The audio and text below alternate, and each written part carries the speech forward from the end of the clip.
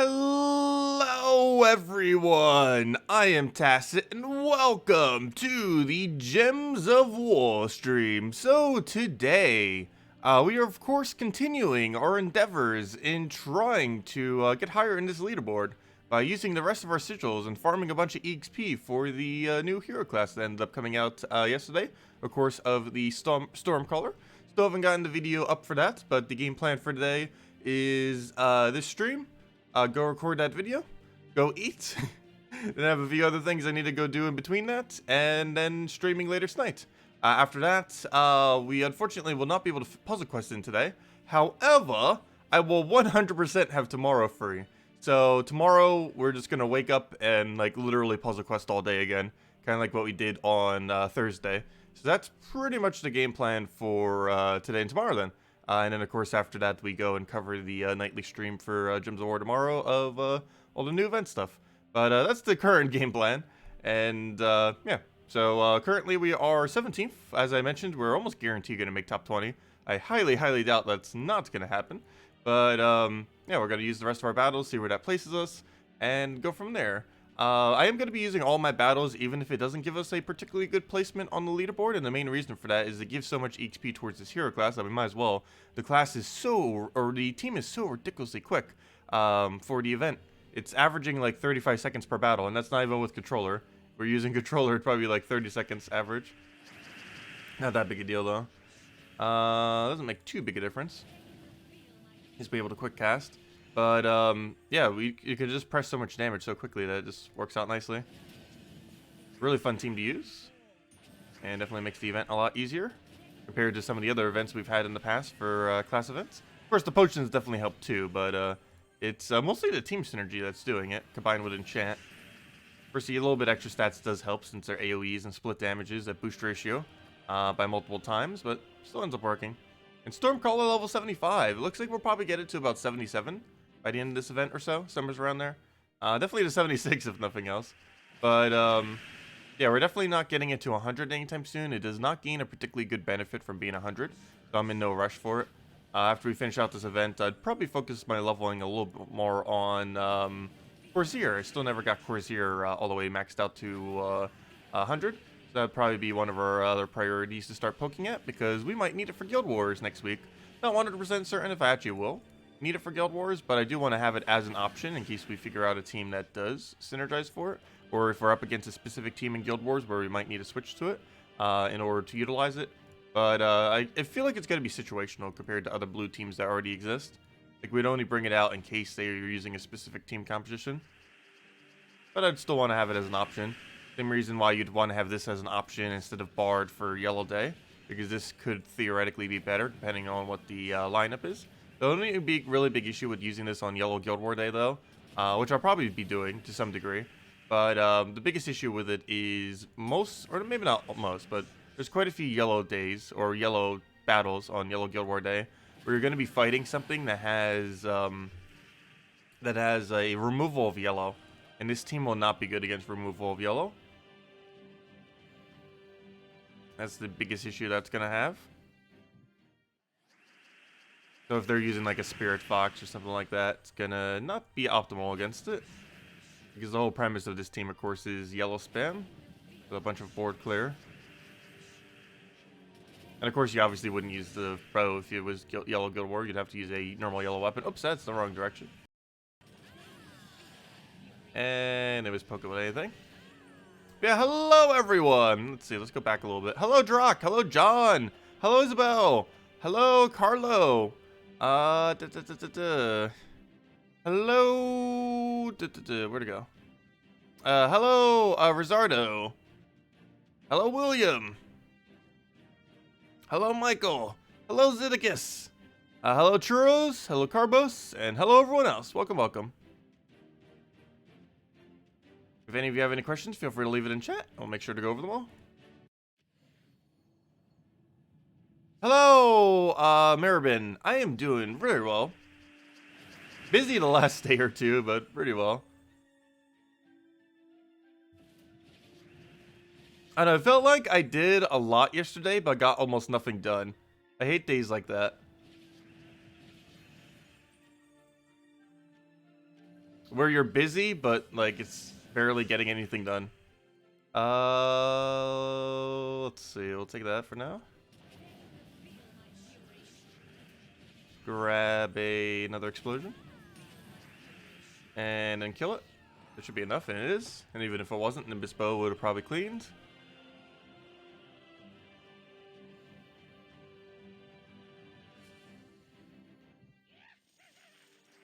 Yeah, battles for this event is the fastest I've seen ever for one of these events. Just because the synergy is so solid. As I mentioned earlier, this kingdom has one of the best kingdom synergies in the game now with this hero class. Actually, I can't even think of a kingdom that has better synergy than this kingdom now.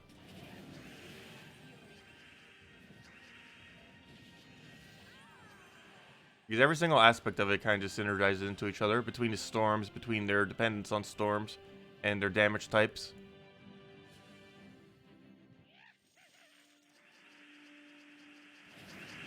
Too bad the Mythic here doesn't synergize. That's the only real big issue, is the Mythic here is pretty bad. Not the worst Mythic in the game, but it's definitely towards the more underwhelming side.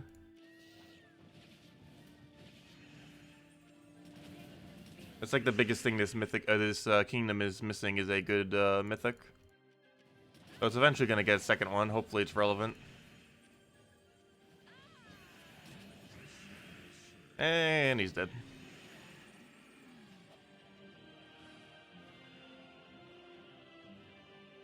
Yeah, Harpy 75% mana start is really, really good for mana. It's almost like Leprechaun, but slightly different. And I would say Leprechaun is normally better than her, though.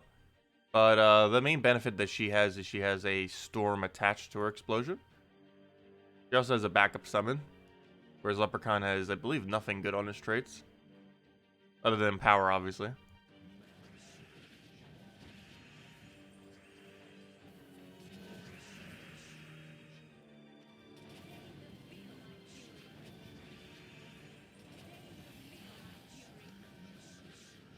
Okay, should be enough to kill off of Taloka. I keep forgetting that all of his extra damage also gets tripled. So he's actually hitting around like 180. He's hitting almost as much as Zachi, even though I'm not casting anywhere near as much as Zachi. And the main reason for that is Zachi actually has extra turn potential, whereas he does not. That's the biggest issue with almost every single troop that ends its turn.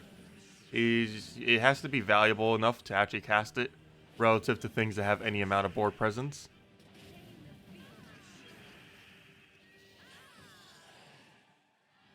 Can you pass the team you're using now and here? Oh yeah, sure. I can go do that. It was also on the Monday video. I also have a bunch of other ones I wanted to show for another video soon. Which will be up right after the stream, or at least recorded right after the stream. We already have all the setup for it. I just need to go record it and then upload it. That takes like a couple hours because of upload time. That is the team.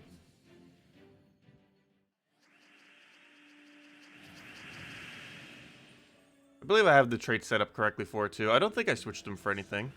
I know I was messing around with the hero class earlier, but I don't think I changed any of them to anything that it shouldn't be.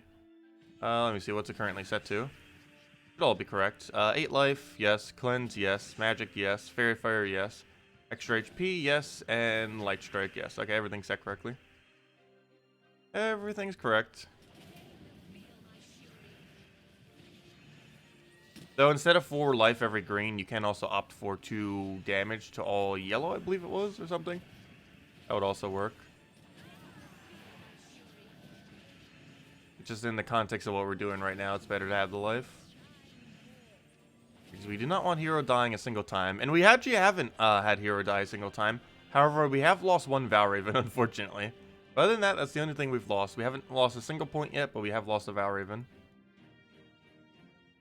And what are... Oh, wow, Zeddicus, you're still pretty high up there.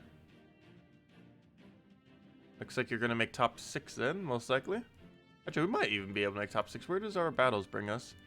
We use 16 battles. That's around... I almost want to say 30 battles? Let's say 26. 26 battles. That brings us to 194. 194 would bring us... Oh, no. It's going to bring us to top 10.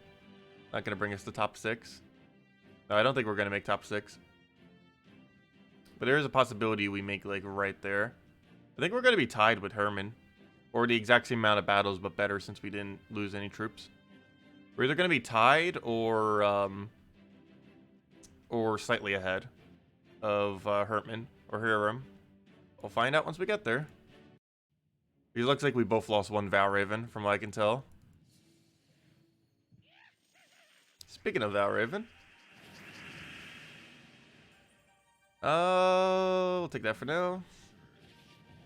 Grab the explosion. We do get one explosion with his hero class once we reach 70. It's one of the main reasons why you actually want to get this hero class leveled. Is to get it to level 70. 70 is a really big benefit because you can start doing your one explosion. It also, I believe, has like a +1 yellow. However, the explosion is almost always going to be better. Can't think of a single instance where you'd want to go the yellow instead. But there might be one. If you're using like a really, really heavy mana generating yellow team with the yellow storm. I don't think you ever really would, though. Especially since the kingdom, if you were using the kingdom troops, tend to have explosions. And for explosions, you wouldn't really need the extra yellow mana. Because the board clears enough with the yellow storm.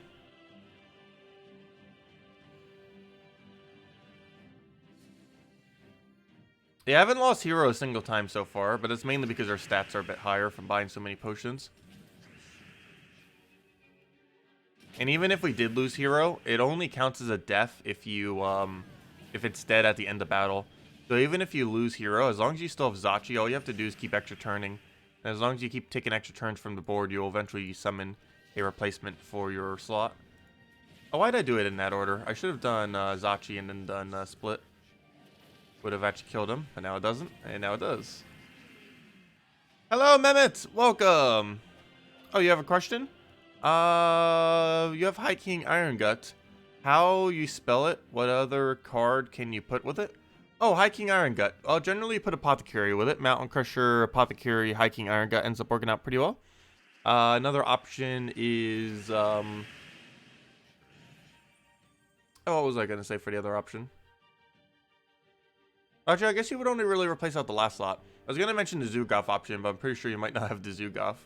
But, yeah, the general team that it gets ran with is Mountain Crusher, Apothecary, High King Iron Gut, and then one other option. That one other option should ideally be something that can handle Immune to Devour.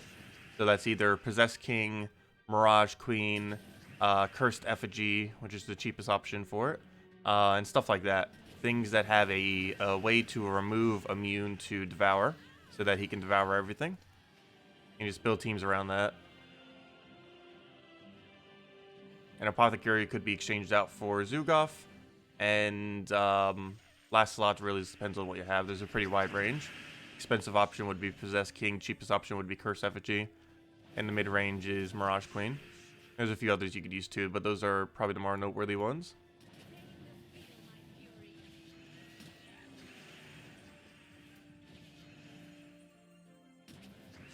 And dead. Yeah, I ended up having to switch to Iron Gut team for Warrens.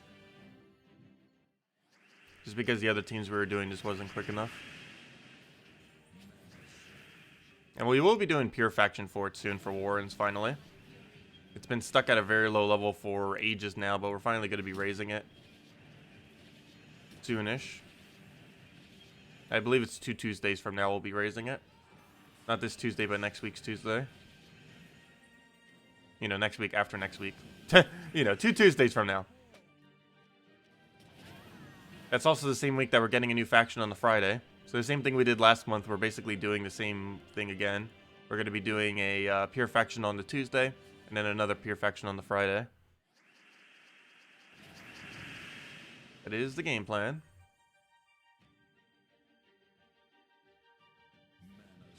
I don't know why I took that red. We would have had full mana on it regardless. I guess we just didn't really have another move.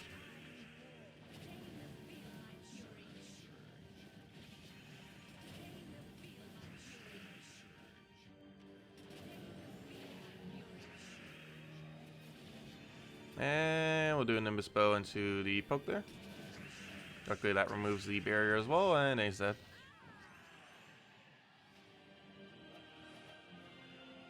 Hello, Mehmet. Welcome.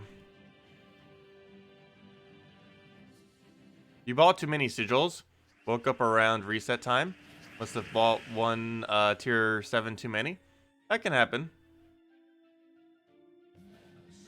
I ended up buying it tier 7 3 times just because that allows you to max the hero class in about an hour. Or not max, but get it to level 70. 70 is the main relevant one. That is an extremely big waste of gems because it costs 2,850 gems to get that far.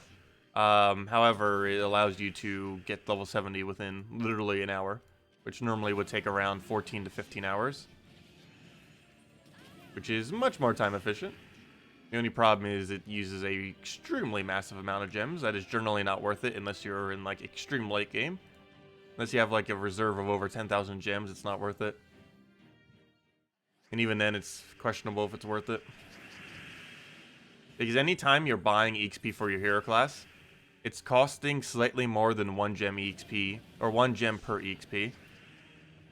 And you can gain about 180 EXP for your hero class per hour, if not more. So you're basically wasting... you basically have to get a rate of over 180 gems per hour for it to be worth it. Over the course of a week. Or over the course of a month, I should say, since it only happens once a month. Or at least the new hero class one anyways. This is the most relevant one.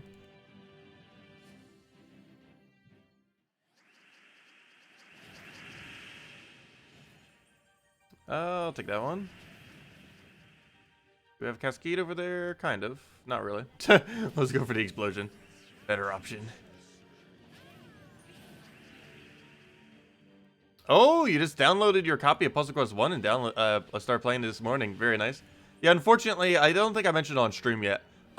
Due to how hectic yesterday got and it kind of shifting my entire schedule over for today, I unfortunately will not have time to play Puzzle Quest today. However, we are 100% playing it tomorrow, like almost all day. So we're still going to be doing that for tomorrow. Probably like a 8-hour, 10-hour Puzzle Quest stream tomorrow. So we'll be doing that. But today I won't be able to fit it in, unfortunately. So we will 100% be able to get the class video in.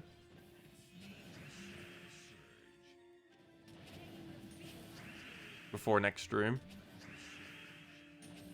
Take that one over. Get our explosion, and then just kill it with the thing.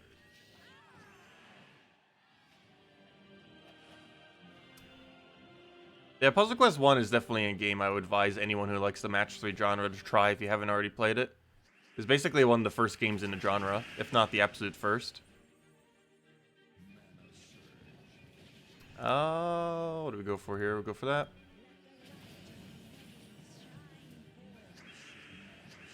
And throw this on the last slot.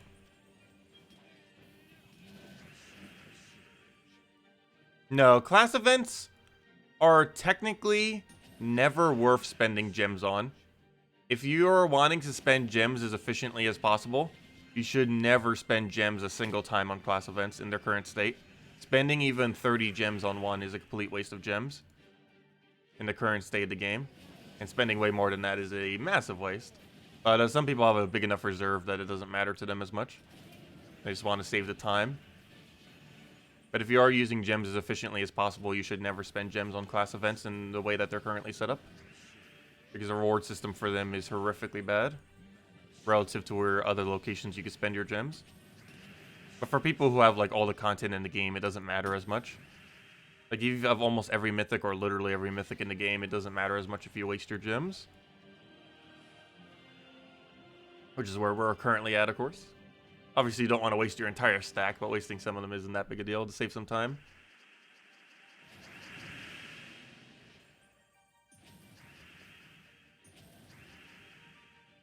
I should have taken that yellow, just in case we missed. Luckily, we didn't miss. But then again, technically, keeping those yellows on the board made it so we had a higher chance of not missing. You always have to kind of weigh out if it's worth taking the mana for the guarantee mana, or just hoping that it doesn't miss.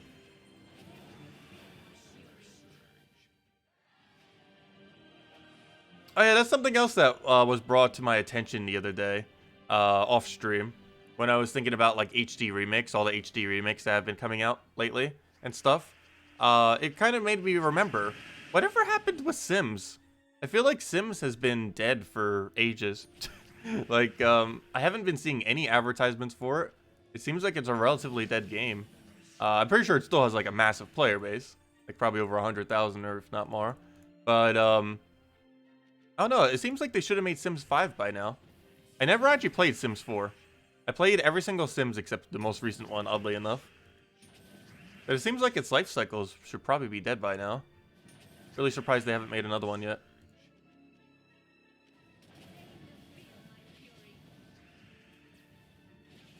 Let's see. Look at that down.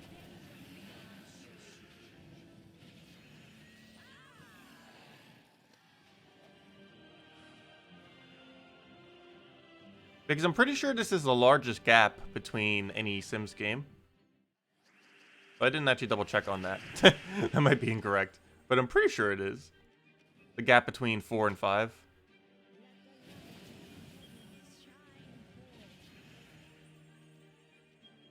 I'm pretty sure it's in development. What about the weapon on the class? Is that worth spending gems to get? Sims 4 is horror bad? I don't know. It just didn't seem appealing to me. Sims 4. Like, all the mechanics that they added didn't seem to change much. And I heard they paywalled, like, a lot of content that was already in, like, previous games automatically. Which is the biggest problem with EA. It's a really fun concept, though. The Sims games. It's just, it's EA, so they try to nickel and dime everything.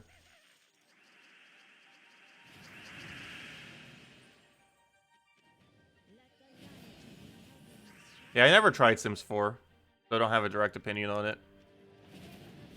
Sims 2 and 3 were probably my favorite. The main thing I like to do with the Sims games is try making your own business and then living off that business for your Sims. That is probably my favorite thing to do with it. That or try to min-max the amount of money that you can get per day.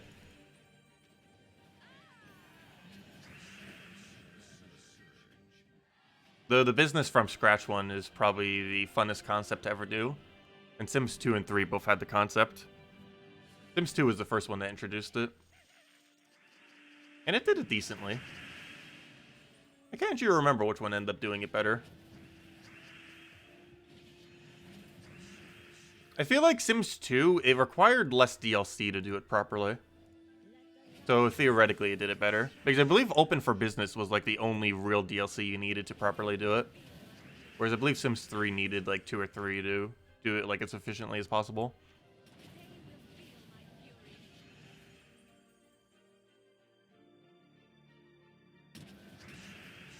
Let's see, I'll take that one. Split damage.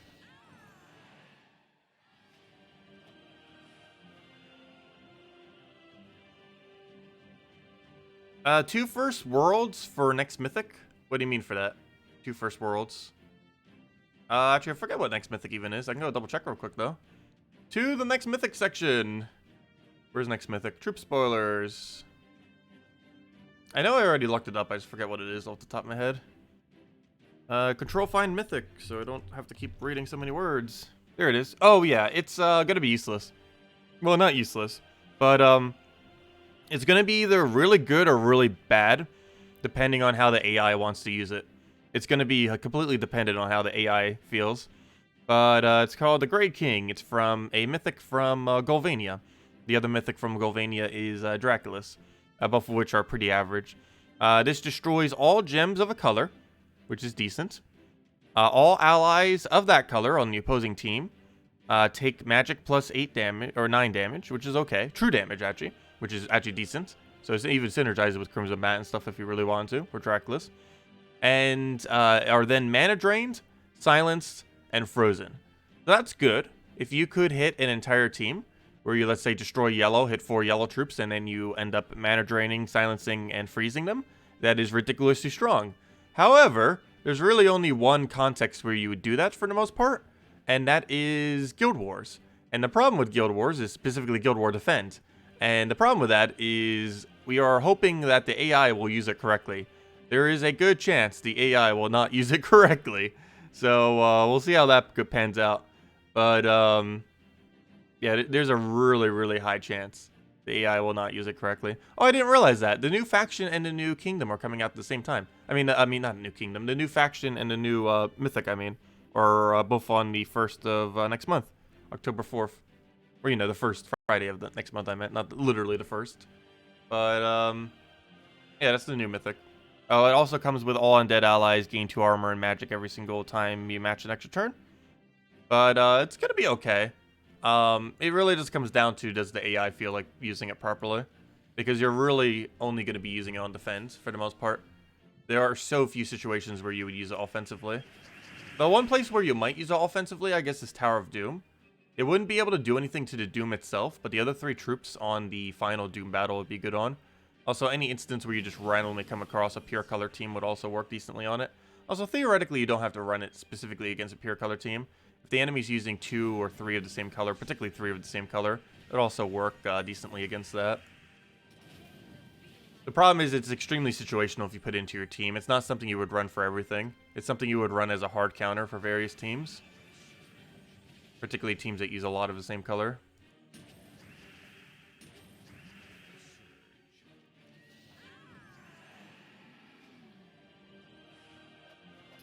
Yeah, that's my opinion on the mythic.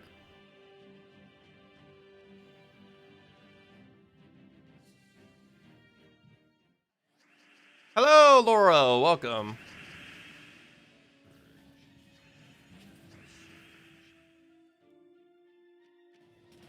Yeah, I was actually so hyped for the Warcraft 3 remake. Earlier this week, I actually did bring back Warcraft 3. I started playing a little bit.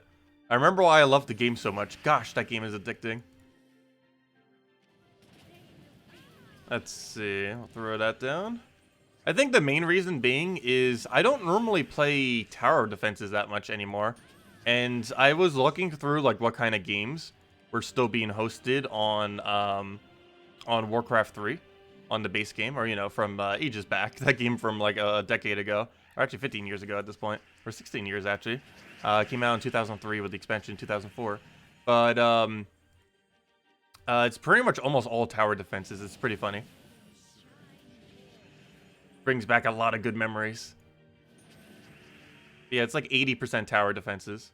Or it's like 75% tower defense, 25% Dota 1.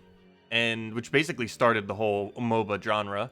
And, well, it didn't necessarily start it, but it's the most noteworthy first entry in the MOBA genre. Even though it theoretically wasn't the absolute first.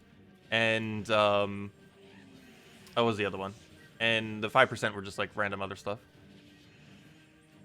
There's some really random mini games on that game. That's probably one of the other reasons why I like that game so much. I really like games that have a lot of smaller games in them. Like a lot of mini games and like smaller games within a game. It's one of the reasons why I love the Mario Party series. But it's also one of the reasons why I loved Warcraft 3. Because there's an infinite number of games within the game.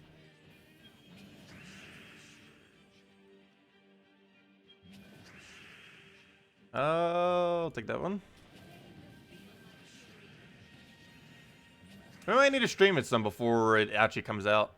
The Warcraft 3 HD remake. They're not adding any new content though. Unlike the Puzzle Quest remake and some other remakes of games, I don't believe a single piece of new content is actually being added to the game, other than the fact that the editor is being expanded, which in itself is technically new content. Because if the editor is stronger, there's just going to be even more game options that people will make for custom maps. Because the editor for that game is like 15 years old, so they could definitely make improvements to it. And obviously they're doing an HD overhaul of the game. That's like the main thing that they're doing with it. I've already bought the game so many times in the past that I wouldn't really mind. I feel like that's the only game I've ever bought more than twice. Due to the discs either breaking or getting misplaced or something with moving and stuff. I believe I bought the game, I want to say 4 or 5 times. The most recent time I got it for like $2, which was kind of funny. I think it was $2 or $5. I think it might have been 5. I got it at a flea market while I was still doing flea marketing. Is it coming to Switch? What's coming to Switch? Warcraft 3? No. Warcraft 3 is a PC exclusive. The Warcraft games have only ever been on PC. Actually, most of Blizzard's games have only really ever been on PC. One of the reasons why there was so much backlash when the next Diablo game is coming to mobile only. Actually, did that game even release yet? I don't think it has. There would have been a lot of news about how horrible it is if if it has been released. So I assume it hasn't. Actually, when is the release for that? I actually forget what it was called. I think it was called Diablo Immortal, which is ironic given that it's already dead before release. But let me see. Diablo, I believe that was what it called. Diablo Immortal release dates. Does it even have an official release date yet? February 21st. Okay, yeah, it hasn't been released yet.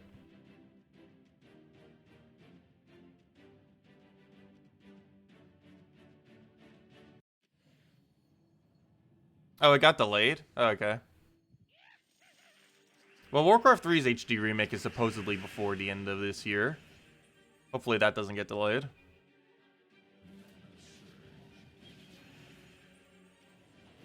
But last I recall, they're not adding any content. From when I, oh no! Valraven! Why you gotta do that to us? You left so early. Well, we lost 2 Valravens so far. RIP. It's only a matter of time that we get unlucky enough that that happens. But I don't think that's really gonna hurt our position too much at this point. But it might. Oh, so unfortunate.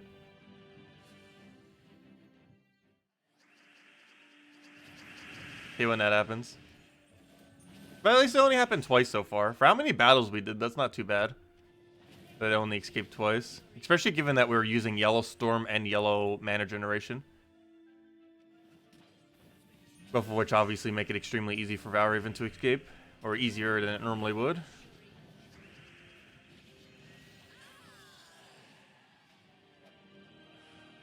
Let's see. For you, when coming Faction Assault on Tuesday, does your Delve level go up in the Underworld, or do they stay the same? It goes up. Whatever progress you make on the Tuesday event permanently affects your faction. So if you're trying to keep your faction at a certain level, like 20 or 50 or 100 or whatever you're keeping it at, it will permanently increase it if you do it during the faction event, so do be careful. Any progress you do during a faction event on a Tuesday or a Friday weekend-long one does permanently affect your faction. And there's no way to undo it. So do be wary of that. If you're specifically keeping a faction at a lower level, for whatever reason, to farm it or just to keep it there.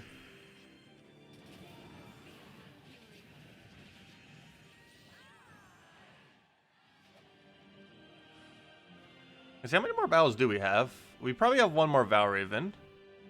So, okay, that's not as bad.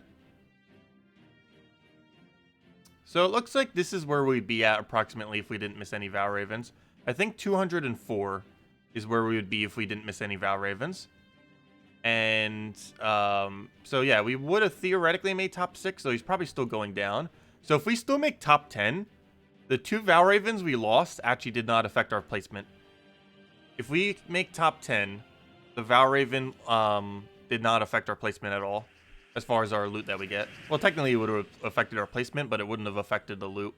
Because everything from 7 to 10 gives the exact same loot. And regardless if we missed those 2 Valravens or not, we'd be at 7 to 10 for our position. At least at the current state of how it is.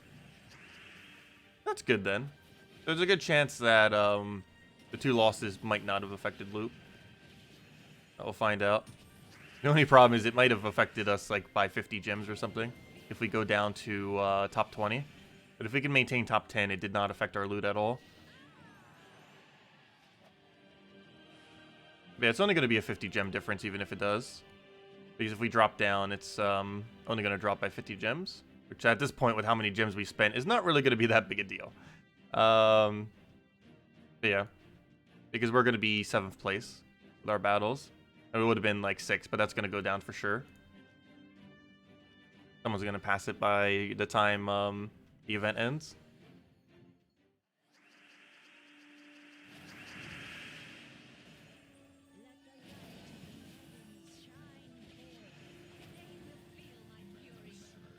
Okay, we'll throw, I'm just going to throw the bow. Oh, wait, no. I thought that was Toloka with full mana. I don't know why I thought that was her. Or not her. I would have threw her down if I would have known that. Oh well. It's probably because they both have a similar looking ability. Very, very similar. Okay, one more battle. I'll take the bigger battle. Why not? Just in case, for now. Oh, good. We did get Valraven. Nice. Let's not lose it this time. Okay, let's be careful here. I say that, and I'm about to go explode the board. Okay, let's hope this doesn't backfire. Good, good, good. Do I take the skull? Probably. I'll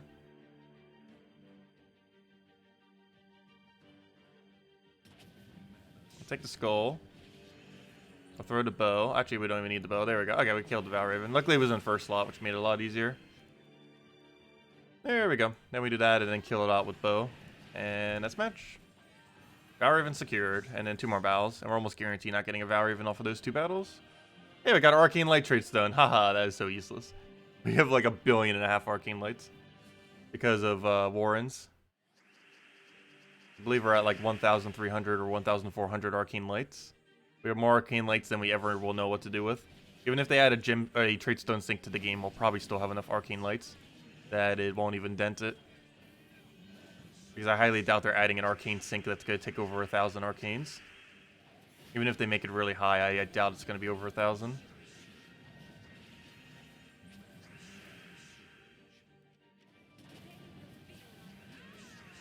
There we go. And I should kill. And another level, 76, which is where I said we'd probably get to. Final battle for now. So, of course, we'll still have tomorrow's battles. Oh, I just realized something, though. No! I made that same mistake again, didn't I? Oh, I should have not done that battle. For the event video now, I won't be able to go use the show the team. Fail! I did that again. It's not the first time I've done that, nor will it be the last. That's funny. We can't use this team for the event now, or to show it for the video. We can still use it in like a PvP context, but obviously it doesn't work as well in a PvP context. That's funny. That is not the first nor the last time that will happen. Completely forgot about that off the top of my head right now. Rip. Oh well. There we go. Where does that put us on leaderboard for now? And obviously we're not going to try buying more battles. Too bad you can't buy like a really small amount of sigils. Like 1 sigil for like 30 gems or something. Which would be more expensive than that, but it would allow you to not have to spend 500 gems. But there we go. 8th place. And we lost 2 Valravens, right? Which means we theoretically lost 3 Valravens. Wait, and how did we get 2 of 6? Wait, did we miss 3 Valravens or 2? I'm sure we only missed 2. Because we lost the 1 yesterday and we lost the 1 today. How does he have 206 battles then? Maybe he bought another pack and just happened to not do the rest of them yet? Because you should only be able to reach 7. Unless there's like a lot of Valravens packed in there. The next several battles. Just buy 1 more pack. We're not buying 1 more pack. 1 more pack would bring us to top 6. But in doing so, all we're getting is a major orb instead of like the 2 smaller ones and 50 more gems. They're basically costing us 450 gems to get another major orb. Or, you know, a major orb, I should say. But no, that's as far as we're going. Anyways. Adventure board we'll do later. Let's go and, actually we could do it now. Actually, you know what I should go do now? Just so I don't forget to do it later. We could do Warrens. Get a little bit deeper into Warrens. Because I think I missed it yesterday and actually completely forgot by the end of the day to go and do it out. So let's actually start doing some Warren delves. After the first delve, I guess we'll hand out a code. So we ended up switching, as I mentioned, to a Iron Gut team. So we're just using Mountain Curse Apothecary, Iron Gut, and Possess King. And rolling with that, with the Devour Spam. Getting that for the team battles here.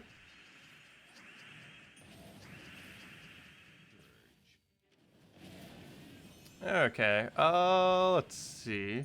Move that over. Grab yourself a Devour. Get a Mountain Crusher over there. Get herself a Apothecary. And Anyways, Mountain Crusher clear. And just keep devouring everything. And that's pretty much this team in a nutshell. Oh, why did I devour that one first? I should be devouring the 2 movement ones first, so we don't have to deal with the movement. Will always be our first priority. That's probably the most annoying mechanic in this entire delve. But we can loop and kill it before it ever gets a chance to do anything. But yeah, there's no way we're spending 500 gems to get another battle. That is not happening. That is for sure. That is way too pricey. I really do wish they would have a way to just get like a small amount of sigils for cheaper though.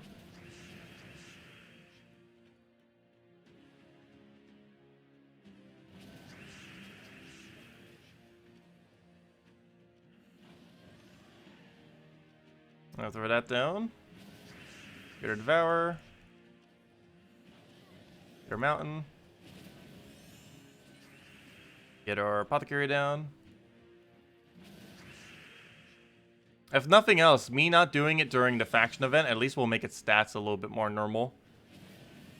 Because right now I have a lot of bonus stats in the event, which quite a few other people might not have. Because we currently have 21 extra stats. Oh, what am I doing? I forgot he has me in.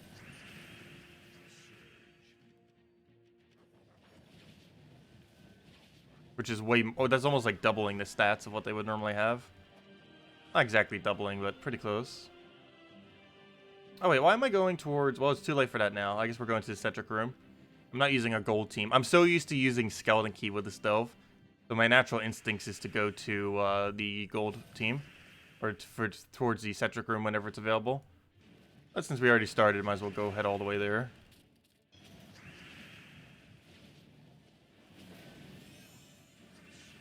Okay, now we can go get Apothecary and go from there. So we'll do that there. Get our Iron Gut down. Grab that over. Get our other Iron Gut and kill out his last slot. Get Apothecary down. Devour him again. And we just have the one to deal with. Skull. And then devour him out. What would we do without Iron Gut? Also, if I'm not mistaken, isn't Iron Gut still available this week? If you have the diamonds for it, highly advised to go get a Iron Gut. If you haven't already. No, he is not. Never mind. That was last week. Tina was the one available this week. Never mind. That was last week. Tina 9000 is still a good option to have. You'd run it for lower level delves. It runs up until about level 200. Anything beyond that starts failing, though. Let's go grab the Cedric room. Then head to the 1.5 times room. Which technically we should have taken first, but natural instincts in this delve is to go to Cedric room. Just from using Key Team for months on this delve. Okay, I'll throw that onto reds. Grab a mountain. I want you to take the blue first. Their Devour. Almost feel like taking that skull. Oh, why am I converting? We could have taken that without the convert. But it will. We'll take a little bit of mana there. Actually, no, I won't. Take a mountain. That should fill it up. Then we can spam it out.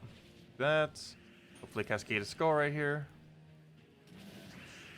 Not quite, but we'll go throw a Devour there. Get another mountain. That should hopefully give us the Apothecary. And then we full mana with the Apothecary. And A's dead. There we go.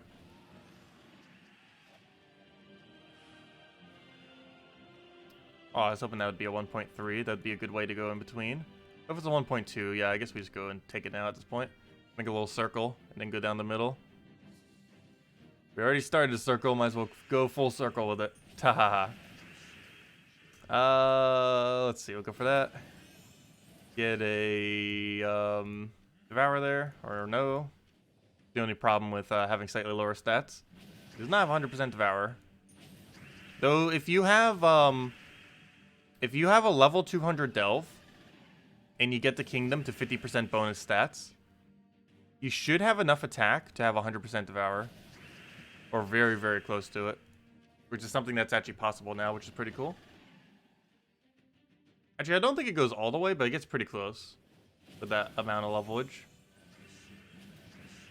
Because I believe that brings your attack to Actually, what would it bring your attack to? I forget what the default is. I'm thinking like magic is 9 and 18. What was attack? I think it was 11 and 22, so it would have 11 higher attack or something. Let me go double check. But I believe it's enough or almost enough to have 100% Devour. A level 200 Delve with 50% bonus stats. Let me check right now. Of course, more attack will come into the game as well, which will make him even closer. But as it currently stands, Horde level... Oh yeah, never mind. You would definitely reach it. Or pretty close. You'd have 18 additional attack. And with 18 additional attack, that would bring his attack, at least with max stats currently. It would bring his attack to... what are we getting a bonus from? Oh no, never mind. We're not getting any bonus. That's just a Delve natural bonus. I thought there was like a team bonus or something. But we would have 18 higher attack than that. Which ends up bringing us to, what, 95. So he'd be 5 attacks short of 100% chance of devouring. And we get those 5 attacks once we get the kingdoms upgraded. All you'd have to do is upgrade 5 attack kingdoms. And then boom, he's at 100% devour rate. Realistically, with how deeds are currently being added, it'll probably be 4 attack kingdoms and 1 attack off of high delve level. We'll probably close that gap. Because we're getting another attack off of delve level soon. Actually, I should probably go double check that too. Well, speaking of extra stats off of levels, we should be getting one pretty soon off of getting this faction really high.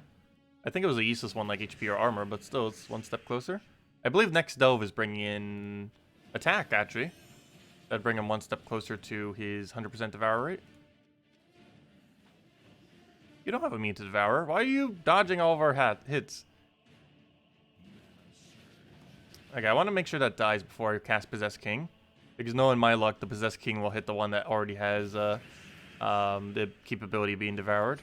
Let me devour this thing already. Hopefully we get lucky enough. Actually, there's 2 things that are technically devourable right now. That one and now that one. So I'm actually going to hold off until that one's also dead. And then we'll go for the Possess King. Make sure it actually hits something that doesn't have immune. Or, I mean, that does have immune, I mean. So we'll go for that. Get our Devour there. And now we just have one more. We'll get a Mountain down. Get a Possessed King. Only problem is, where's all of our mana for Possessed King? I keep converting it away. I'll convert it away again, then. Throw Brown over. There we go.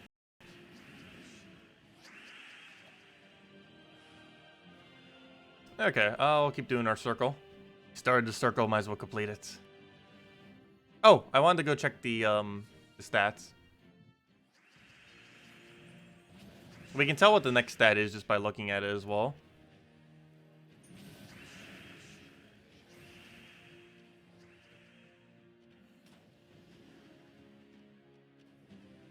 Oh no, did the stream just die?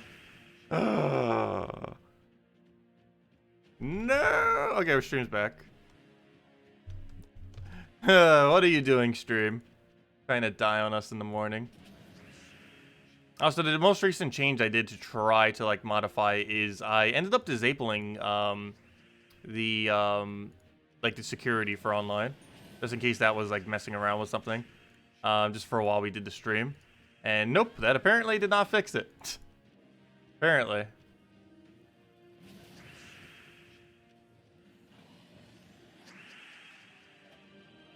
Once I get a new internet connection, if it still isn't like 100% fixed, probably just getting a new computer at that point.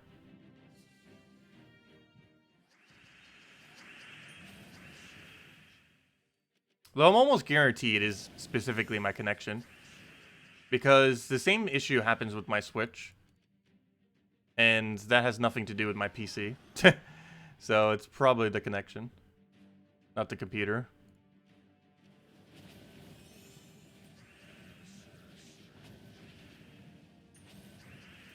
The other thing that it might be is the router. I have not this router in this house.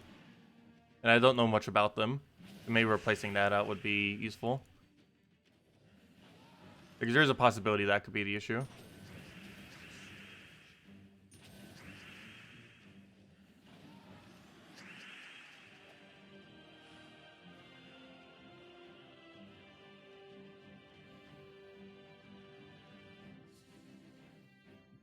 You don't have High King, Iron Guard, or Possessed King. What are some good troops to use for this delve, or just in general for delves?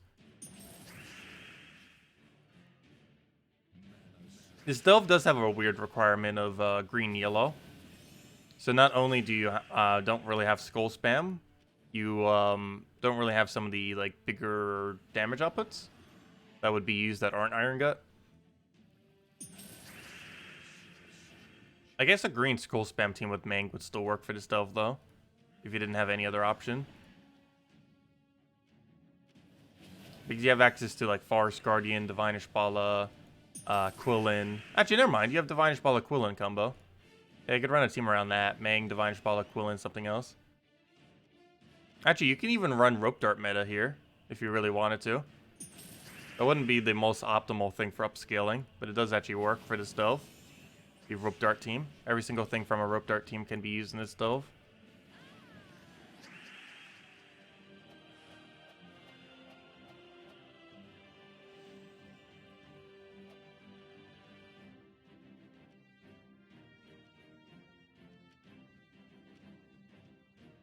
Well, I'm going to be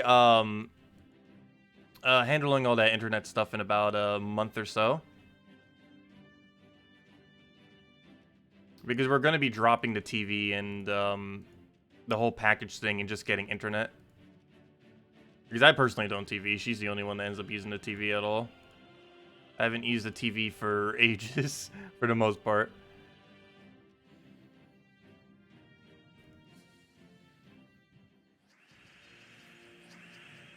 Cable seems pretty obsolete these days. And it's so expensive for how little you get from it, too. Unless you're using it to watch sports, there's, like, almost no reason for it. And I do not watch sports, nor does she. There's, like, very few any other instances where it'd be useful.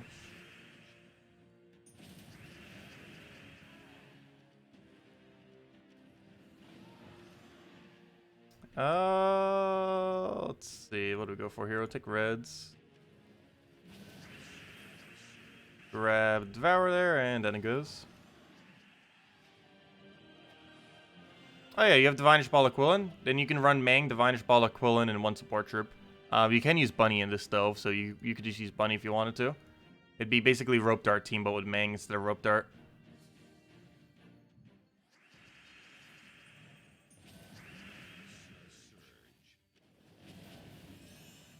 Everything is expensive, I know, right?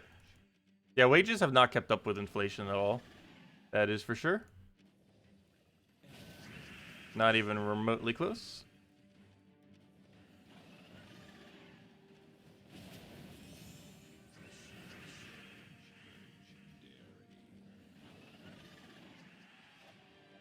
Like, a lot of consumer goods haven't really moved up too much, though. But, like, things that you pay for on a monthly basis, or things that are, like, required, like food and health insurance and other stuff, or just healthcare, I should say, have just gotten, like, exponentially increased in price compared to what they used to be. I try to keep my monthly costs as minimal as possible, like the reoccurring monthly costs. I'd rather buy something once for, like, a higher price than have to constantly keep paying out over time. Like, when I end up getting Photoshop and a few other programs, it ended up costing, like, 1,000 something. Or actually, I think it was a little under 1,000, actually, to get, like, several programs, Adobe programs. Back when I needed it for high school, but I still use them now. I ended up getting, like, the normal version rather than, like, the student version, just in case. Because I knew I'd be using it later on. But, it was a little bit more pricey, but you don't have to pay, like, the monthly. I have no clue what it is to use their full suite of programs. I think it's like $30 a month or something, which definitely starts adding up over time. Whereas you just pay once, like a little under 1,000, and then you never need to pay for it again. What do we go for here? And I've been using it for several years now, so it's already paid for itself, and some. Compared to paying whatever the monthly fee is. One of the reasons I don't have a phone either. Though I might eventually get one again.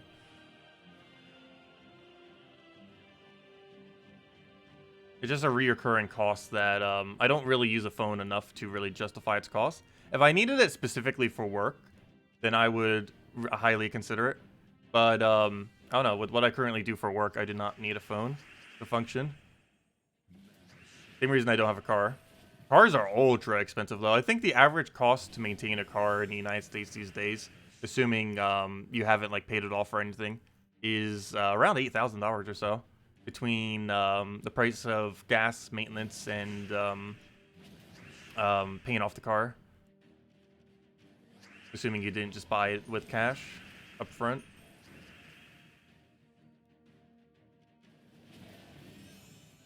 And I know some of my friends have paid like even more than that per year because their car keeps breaking down or they have issues with it. Actually, I have one friend who I think has broke his car twice in a year now. I know he's done it 3 times in, I believe, 3 years, but I believe it's been twice this year. Because it happened towards the end of last year and again, like, I believe last month.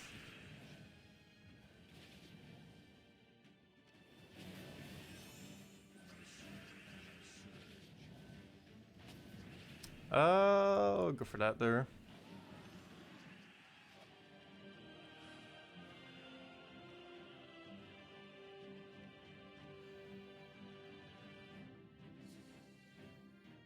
Oh yeah, I'm really looking forward to Darkest Dungeon 2.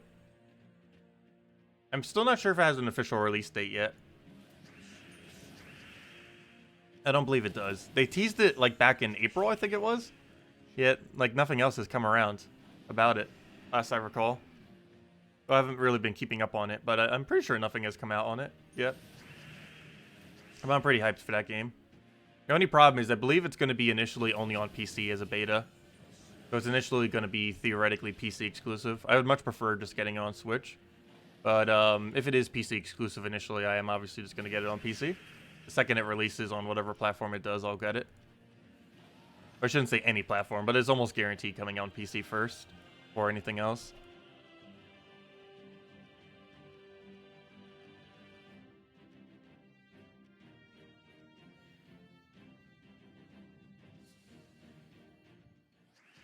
Okay, let's go take those blues there. Go get that rolling, get our Mountain Crusher, take the other brown. Go get Apothecary down. Get that rolling. Oops, I meant to cast Apothecary, not Mountain Crusher. I guess that still works though. Got an extra turn off it, doesn't matter as much. Our Apothecary there. Get our Devour there. Get the blue over there. Get an Apothecary. Take that on the purples.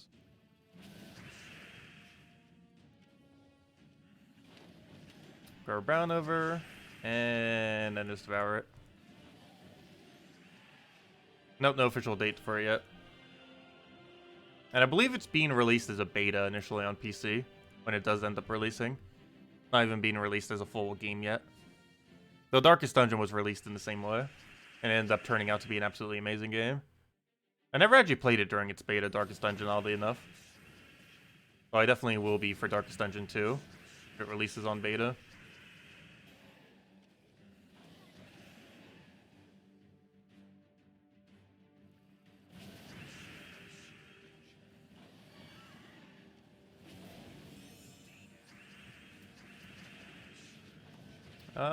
Take the blue and just kill it.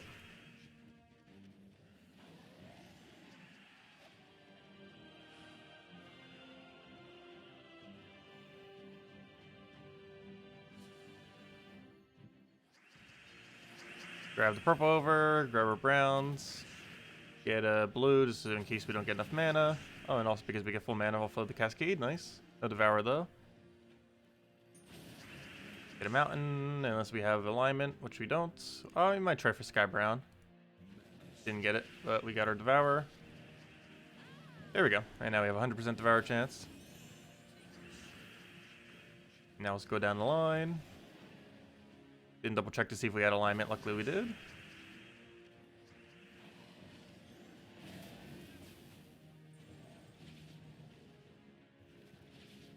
Grab herself a... What do we even need here? I guess we'll take Brown Surge. And we just Mountain Crusher everything. And then we can Devour him. There we go.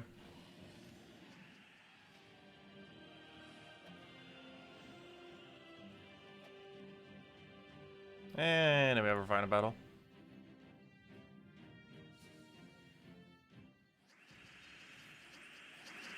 Take a browns that we need, grab a blue, get a mountain. Do we have mountain? Yes, go for that. Get our board clear.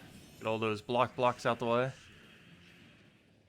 Devour him before we get moved, hopefully. Stormcaller has talents that are worthless, thanks to the entire caller trait.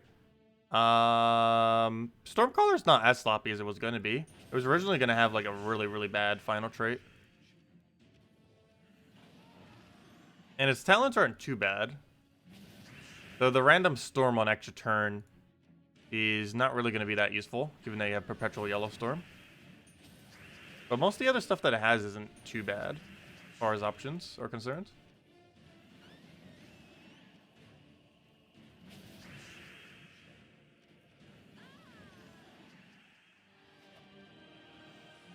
It has clans, it has explosion, and it has the yellow storm. That's like all it needs. Not every single class needs to have perfect synergy on it.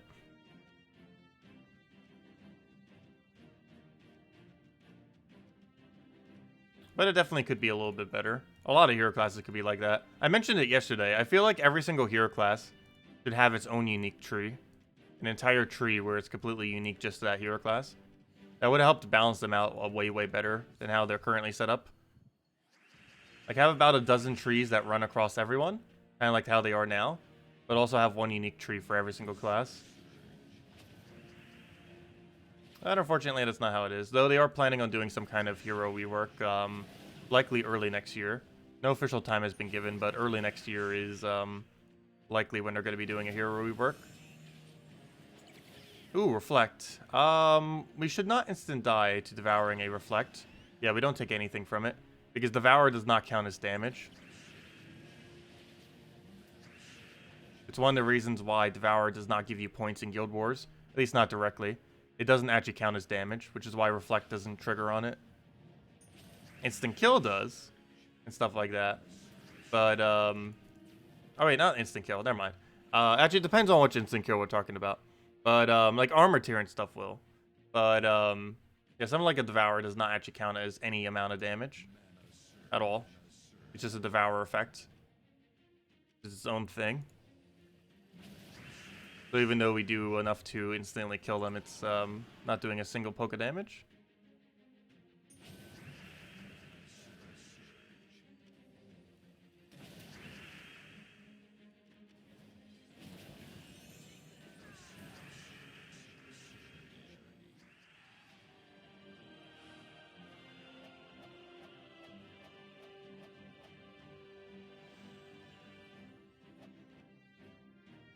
Yeah, that's one of the reasons why they have it like it is.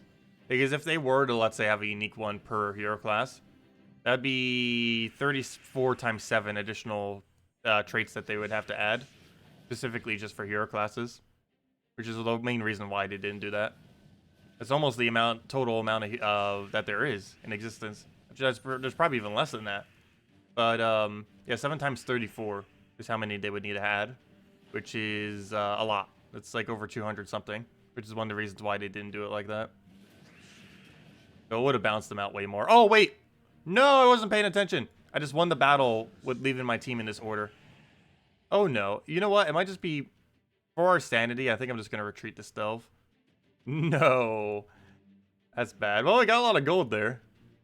It's fine if we miss out on one of these delves. We're going to be able to max it out on 2 Tuesdays from now. I'm really only doing this for the loot. And the amount of time that would have taken to get that loot would have just been absurd if we would have even won the delve. I'm just going to retreat preemptively.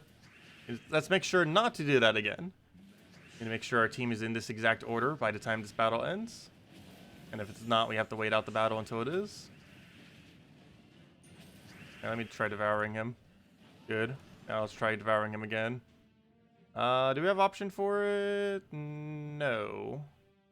I could take a red, I guess. Go red. Do that. Get a mountain down. Get a devourer onto that. Get our mountain everywhere. And then we can apothecary. And he's dead. Well, I have Dust Storm talent. It's insanely negated by Lightcaller's traits. To you, this is sloppy design. Dust Storm talent. On what? Oh, on his Storm tree. Well, Storm just naturally has it. The reason for having Storm, the whole reason why it has Storm, is every single class has its has two things. It has they made sure to do this a while back. It's one of the reasons why they did some rework to classes a couple weeks after they came out and made Titan extremely overpowered, but then nerfed like Mechanist indirectly. But what they did with all hero classes is they made sure two things would happen with them. One is whatever the good trait is that ends up helping the typing is applied to them. So one of the reasons why it has Storm Tree is specifically because, where's the info on that? Over here. Is because of this over here, the Strix bonus. Or sorry, that's why it has Wind Tree. Is because of the Strix bonus, which ends up giving it the +1 attack to all Strixes. Every single typing has this on it. So for example, the mech one, of course, has the mech tree. They end up adding that to it. And it just made sure that every single class that had like the little bit of bonus towards it off of one of these perks has their has the tree for it. So they made sure that was a thing. The other thing they made sure to do was, even though this is also kind of pointless, is they made sure that the weapon type, which this one is a missile, is also added to the class.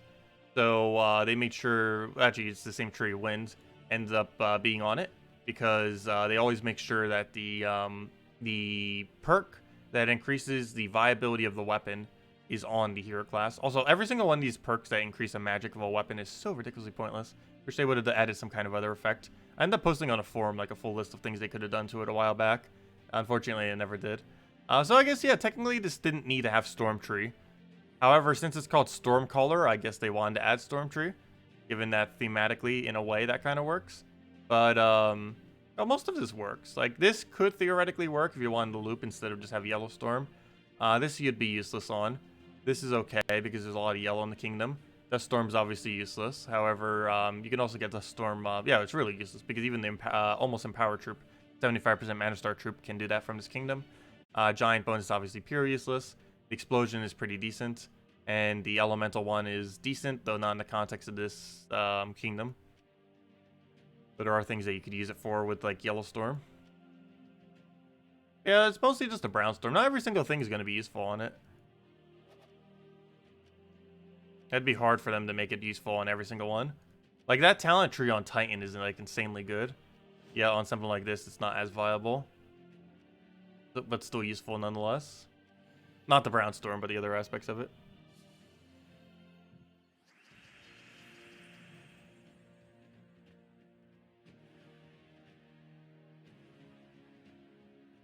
Okay, we'll take the green for now. Grab herself the purple over there. Also, after we finish this delve, we'll probably handle the code. Your redeem code. Oh, what other code would we have? So you never know. Here's the product key for Puzzle Quest 1 on Switch. No, I highly doubt I could actually get any keys for it. Especially since how new it is. Though, I didn't ask. I'm almost guaranteed that won't happen because of the publisher. And even if it did, the amount of processing that would have to go through would be like weeks before I would actually get them. Though, I feel like I should ask. The chance that it would happen is almost 0. But I wonder if I could get like a couple product keys for Puzzle Quest 1 on Switch to hand out. Obviously, you'd only be able to use it if you own a Switch. So I feel like everyone who's watching me right now who owns a Switch has probably gotten it. Or at least a good majority of them.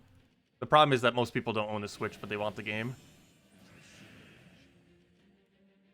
Let's see, we'll throw that down. And then get the kill. Hello, Steve. Welcome. Okay, what do we need here? Take this. Just go cut down the middle.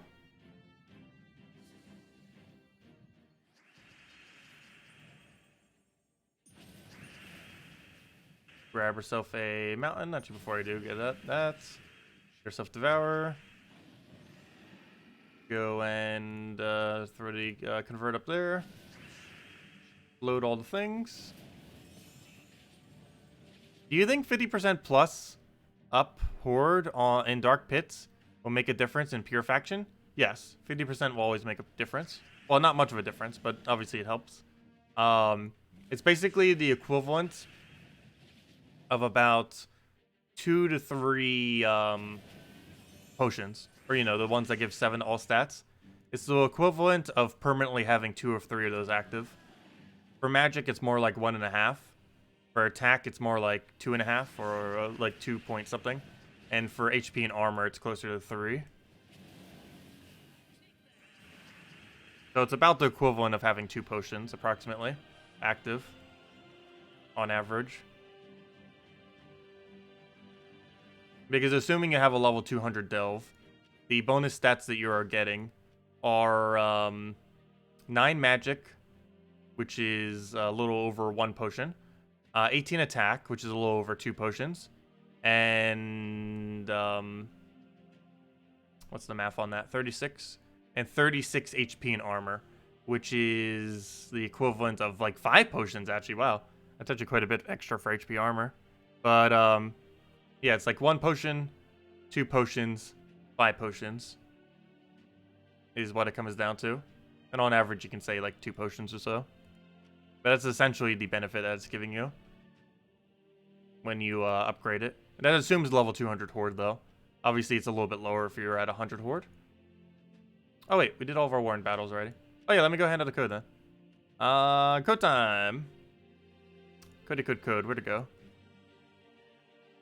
I don't think this one was used yet. Double check. Yes, it has. So the one below it hasn't then. Yes, it has as well. I'm just kidding. No, this one hasn't been used. So do that. Copy, and there you guys go. What's the horde level? 200. You generally want to get 100 or 200 horde level on everything. I've currently been trying to get them 200s, though obviously 100 is perfectly fine. Though 50% doesn't do as much of a benefit to 100, of course. The amount of benefit that you get to 100 is not anywhere near as much, but you still get some. Let me go try to find 100 that we don't have tampered with yet. Where would we have 100 that hasn't been tampered with? Because Dark Pits I end up increasing the thing. I think Primal Rift we haven't. There we go. So a 50% to this would be 4 magic, which is less than 1 potion, 9 attack, which is like 1 potion, and 18 HP and armor, which is the equivalent of a little over 2 potions. So on that, if you have a level 100 horde, it basically averages to about 1 potion, whereas 200 horde is like about an average of 2. But yeah, that's that. Okay, next thing. Let's go and I guess we'll do our dailies. Wait, what are we focusing on tonight? Oh, let's just do them now, just so I don't forget them. There's nothing really relevant on our dailies anyways, as far as the adventure board's concerned. All it is free loot for our Corsair. Plus, we're going to be spending most of the rest of this stream just trying to level Corsair a little bit too. That'll work.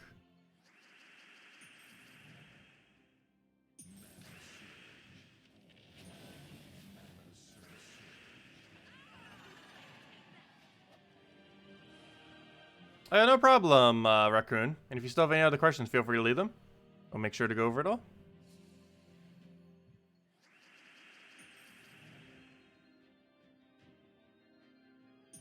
But yeah, the 50% off of Kingdoms is only particularly good if you're getting like level 150 plus Delve.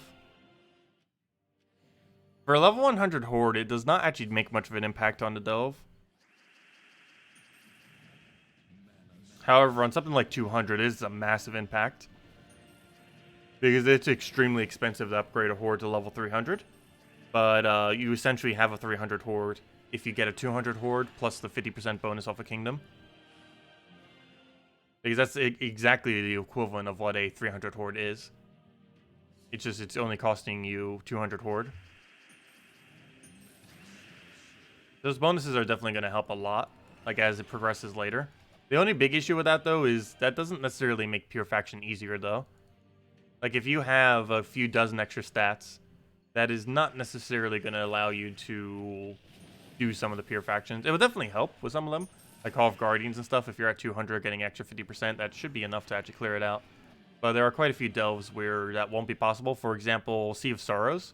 Level 200 delve plus 50%. I don't believe even that will be enough to do it without potions, just because it does such a massive amount of true damage to you. That might be enough HP to survive it, but I think you'd still get two-shotted.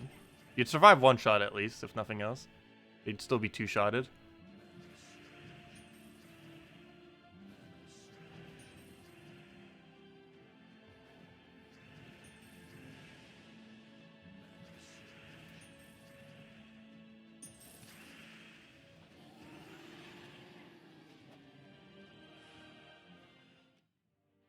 And some useless shards. And when I say useless, I mean this isn't even enough to craft 10 diamonds, I don't believe. Because what? It's giving you like 100, then 200, then 400 or something like that. Which is not even enough for 10 diamonds because you need 1,000 for 10 diamonds. Yep, 100, then 225, then 500. Which means it's giving you about 8 diamonds. Is all this is. Which is better than no diamonds, I guess. But still, 8 is not a lot. Plus, you still have to craft them into it. I thought that was a new troop for a second. That really threw me off. I didn't realize that was the Scorpion. Not being able to see his tail makes that troop look really weird. Yeah, I completely didn't recognize it until I saw the tail, and it's like, oh yeah, it's that one Scorpion. Looks completely different without the tail. Loading screen.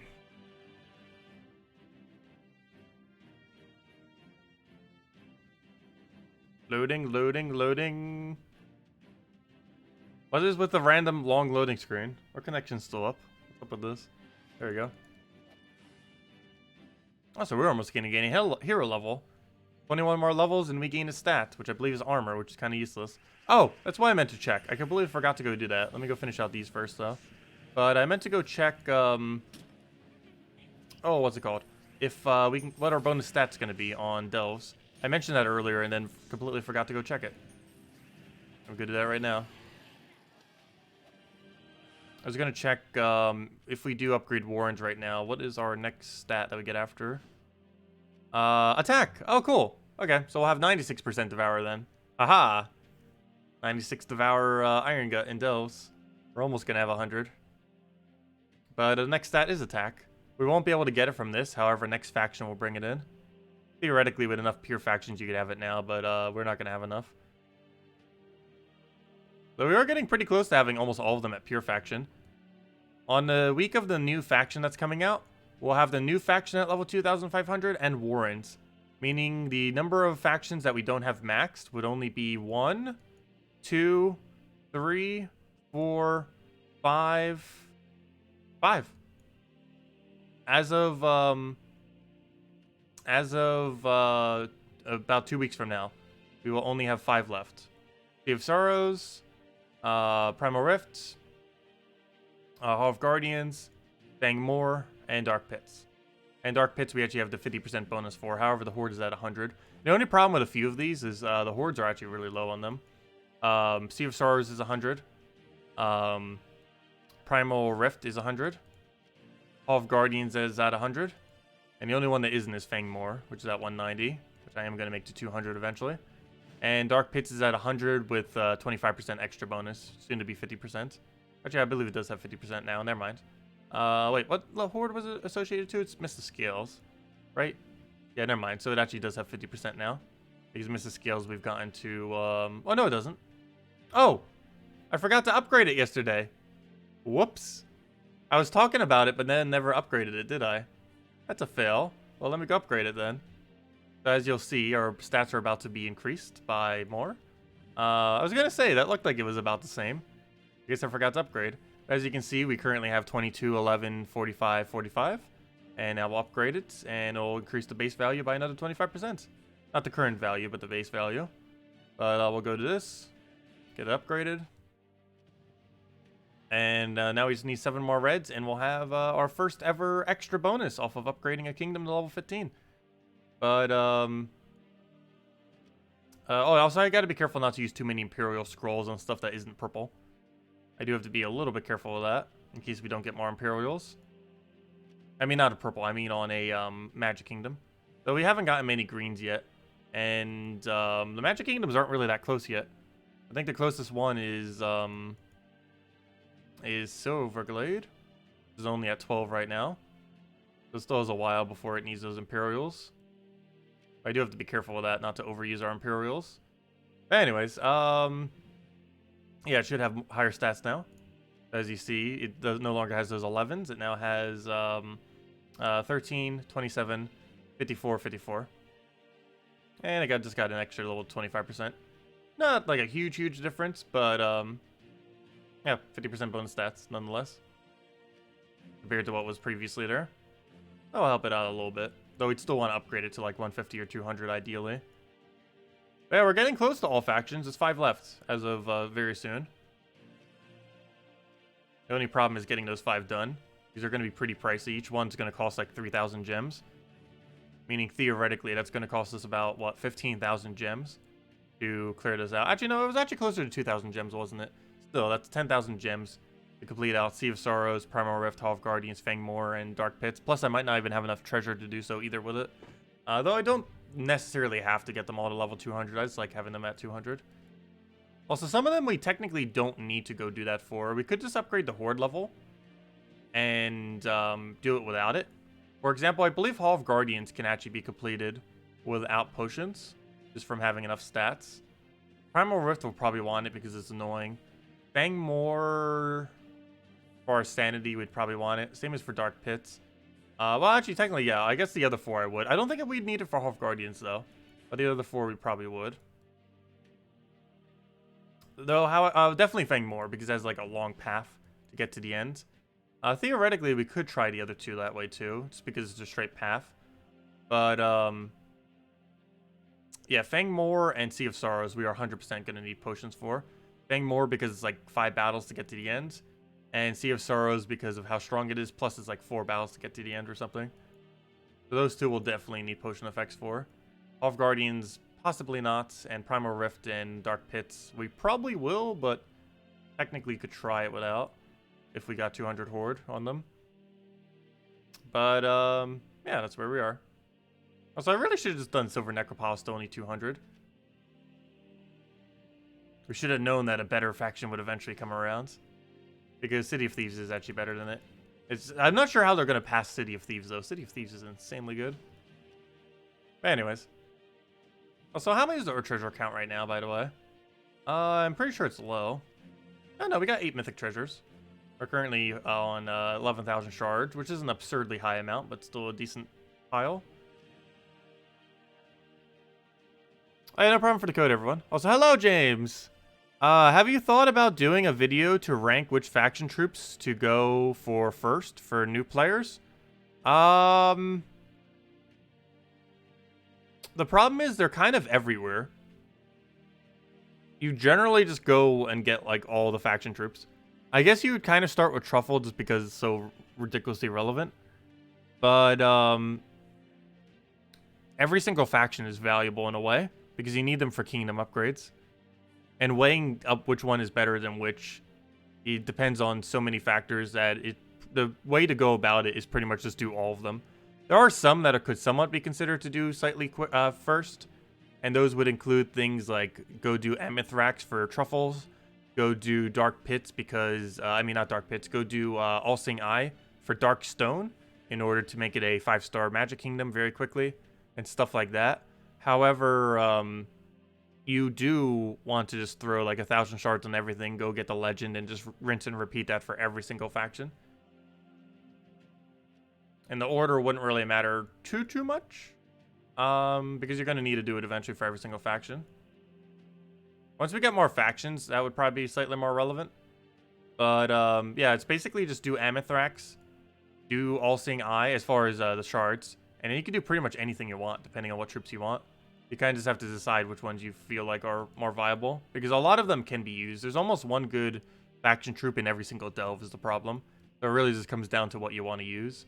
But Amithrax definitely for Truffle, and All-Seeing Eye definitely for a quick 5-star All-Seeing Eye, because that's a whole magic bonus, which is really relevant.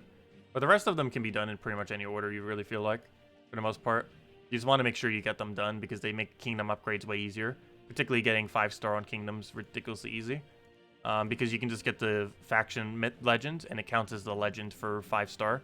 Because normally that's the hardest part of getting a Kingdom to 5-star, is getting the legend itself. I know when I was doing my Switch account, that was probably the most difficult thing to end up getting for it, was the copy of the legend, since it's basically pure luck if it doesn't have a faction. However, if it has a faction, all you have to do is throw some shards at the faction, get the legend, drop off it, and then you're good to go.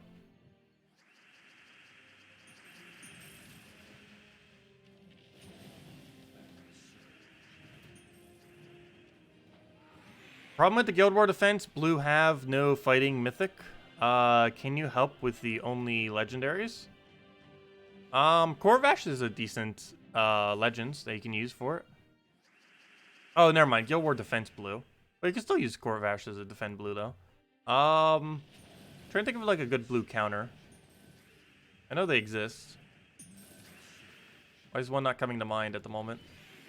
Amira is decent, depending on what level range you're at. She does double damage. She does true damage and does double damage against blues. I'm trying to think of like what the blue counter color is though. Like the one that denies blues properly. There's obviously several options that do it. I forget what the best option was for it though. That's cheap. So we keep getting treasure maps, useless treasure maps.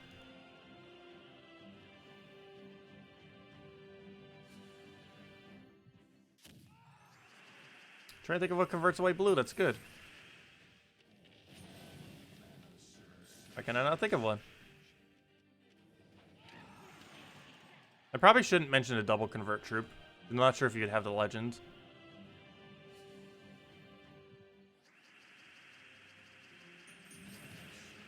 Trying to think of something that has like empowered into that. Did none of the empowers deny blue? Pretty sure there was at least one. Oh yes, there is. Bunny. The bunny does. You can build. You can end up building a divine team out of it. The only problem is a lot of the better divines are like Divine Ishbala, Quillen, things that are legendary or mythic in rarity. Is the only problem with that. Though there are legends that you can get away with for it.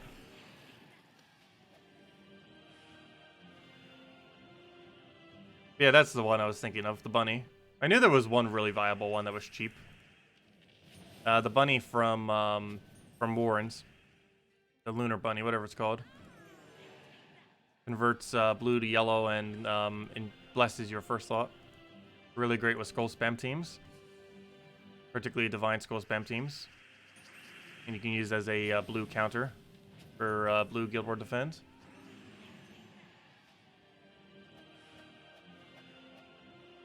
Daughter of Ice turns red to blue, not blue to red.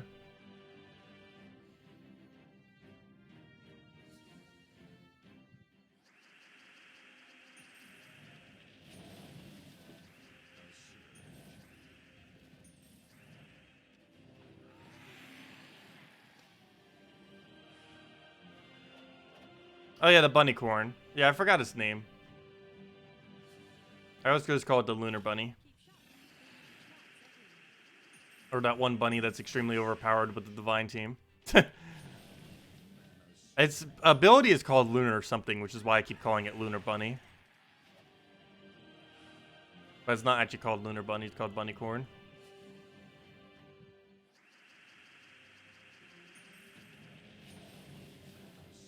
Oh no, moon rabbit, never mind. Okay, that's why I keep calling it lunar then. And its ability has lunar something on it.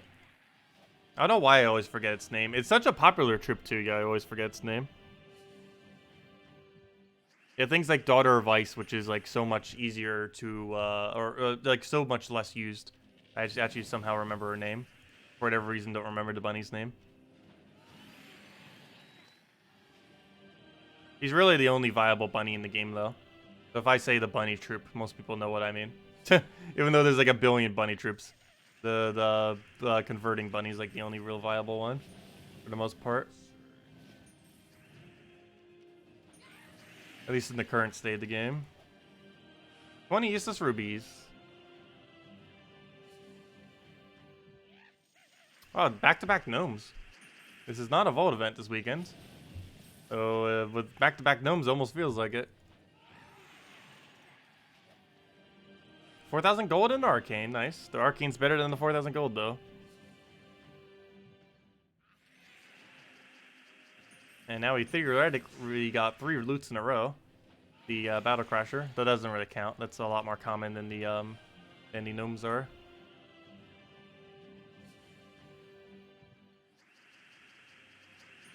And now we burned up all of our luck because now we got nothing.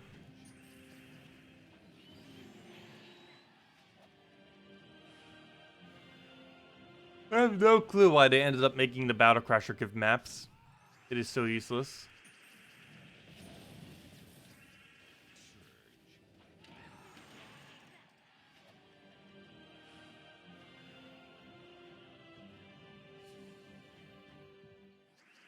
Yeah, the Bullet Delve team is pretty annoying because they end up lowering the mana cost by 1 a couple patches ago.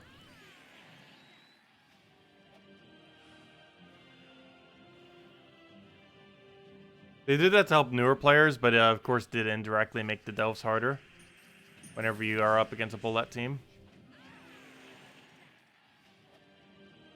I don't feel like I get moved by them that often. Like, they seemed really intimidating initially. But once you have, like, really high damage source, you normally kill them before they ever get a chance. The only real big issue is if you're using an Iron Gut team, they do have immune to Devour as well. You have to bypass that. It's definitely an annoying team. I don't feel like it's as annoying as it was, though. Even though it now has a 1 lower mana cost. There's just a lot of options that work against it now. But still, if it ends up moving your team, it's really annoying. Because then your team's permanently moved. Plus, if there's a bunch of browns, it might even just instantly kill. It might disorient your team and instantly get a kill.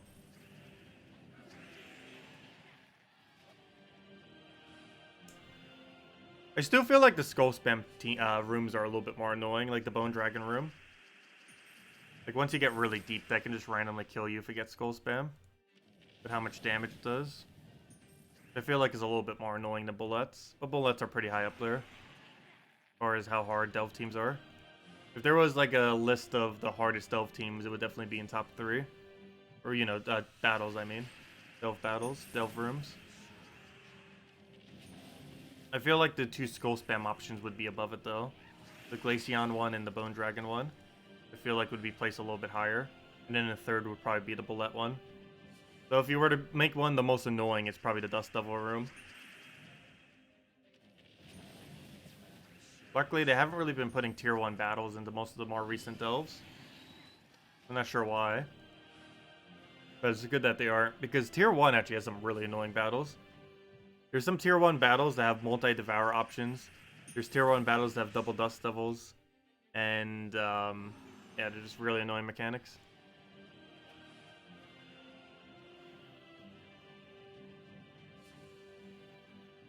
Yeah, Bone Dragon room in later Delves is almost guaranteed loss if you cast once. You're almost guaranteed losing whatever your first slot is.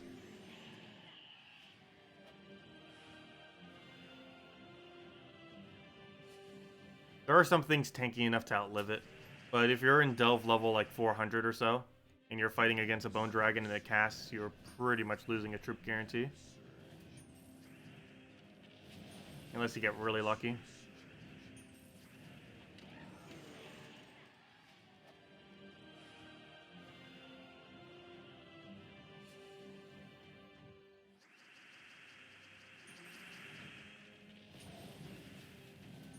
Glaceon does similar, but it's not as intimidating. Mainly because it has, you know where it's going to convert. And also it costs more mana, unlike Bone Dragon. Because Bone Dragon, you can't predict where it's going to go. So you can't, like, deny out red or something like you can with Glaceon to deny it out. With Bone Dragon, there's no way to deny it, other than drain its mana. And Bone Dragon has a 5 lower mana cost. He also has things in front of it, so you can't just directly hit it. Or at least not with skulls. Whereas Glaceon's right up front, so you can directly hit it. These Glaceon's in first slot on this battle, whereas Bone Dragon's in third. for its battle.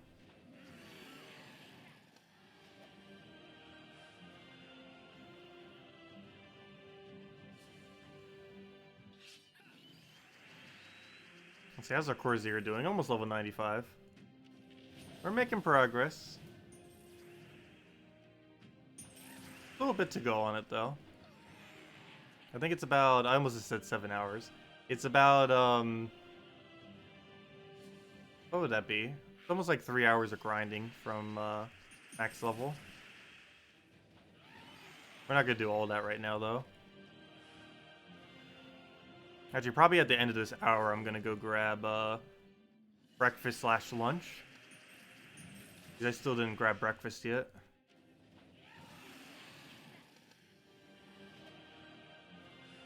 And then after I eat, I'll go record the video.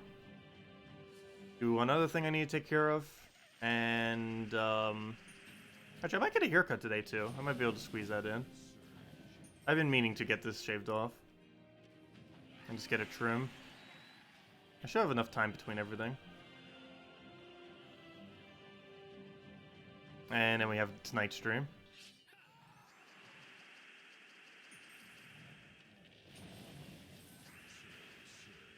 I'll take that. Grab our Rowan down. Getting useless maps off these pirates. Our map stack, I'm pretty sure, is almost at 16,000 if it hasn't already exceeded it. But hey, still more loot than what we would be gaining. Kind of. What even is the value of a treasure map these days? I want to say 0, though we don't really know into the future what their value might be. Theoretically, their value is 30 glory. However, their value isn't actually 30 glory. But if you were to go and try buying them, they cost 30 glory each. So in a way, that's their value.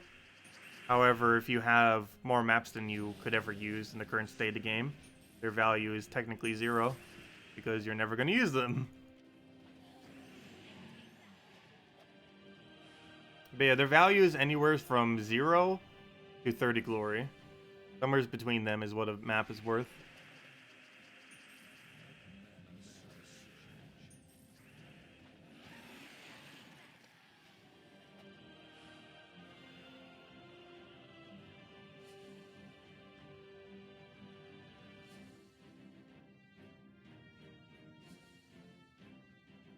So if you do look at it as 30 glory, that's actually not too bad of loot. The only problem with it is that's not actually its value. If we could convert it for 30 glory, then yes, we could. But, because if you compare it to something like a Battle Crasher that gives you 5 glory, a treasure map worth 30 glory isn't that bad.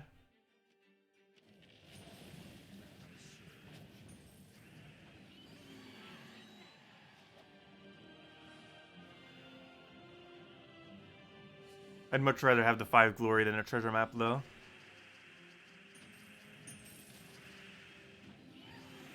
At least in the current state of the game. Who knows, maybe maps will be viable eventually, you never know.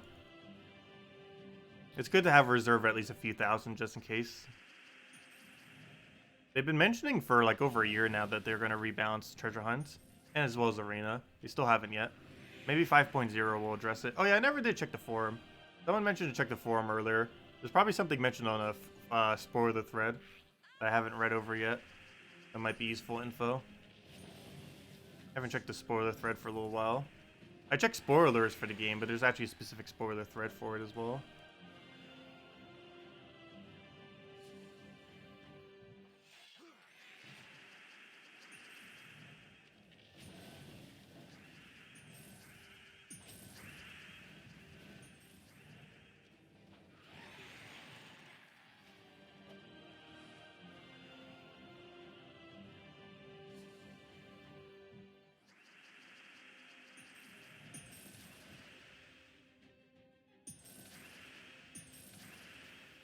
Do I have a drop for that? No, we did not. Let's just explode it all then.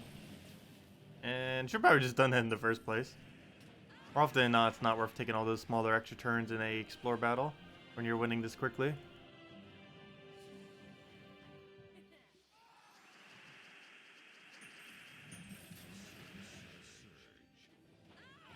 Plus, that reminds me, when is the next gnome event?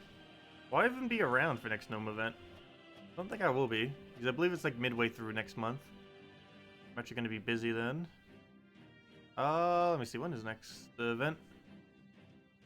Next vault is on the 20th, the weekend of the 20th. Yeah, I'll be busy then.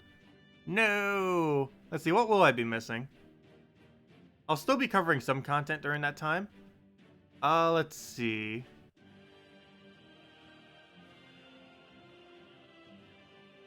So we might miss part of the Bounty Hunter. But still get it done, obviously. But missing Bounty Hunter is like the least relevant one to miss. Raid, which isn't that big a deal because we'd still cover in the Monday video. I believe a new pet, but that's not too relevant. Vault weekends. So the only really relevant thing I'll miss during that time seems to be Vault weekend. Oh, and also the start of Guild Wars. But I could always just finish it out at the end of the week. Just miss the first few days. That's not too big a deal. But yeah, I'm not missing anything too relevant then during that time. Hey, that works out nicely. Well, other than Vault Event. Vault Event's pretty relevant. But it's nothing I need to cover content-wise. It would just be us grinding the whole time. It's not as big a deal. From a resource perspective, yes. From covering content, no. Because obviously for a Vault Event, there's not anything specifically we need to cover. It's just a bunch of grinding. Because no new content is actually added during a Vault event. It's just a bunch of loot. Have I played Puzzle Quest 1 some offline? No. Well, kind of. I messed with Elementalists for a few hours. But other than that, I haven't had the time the last few days.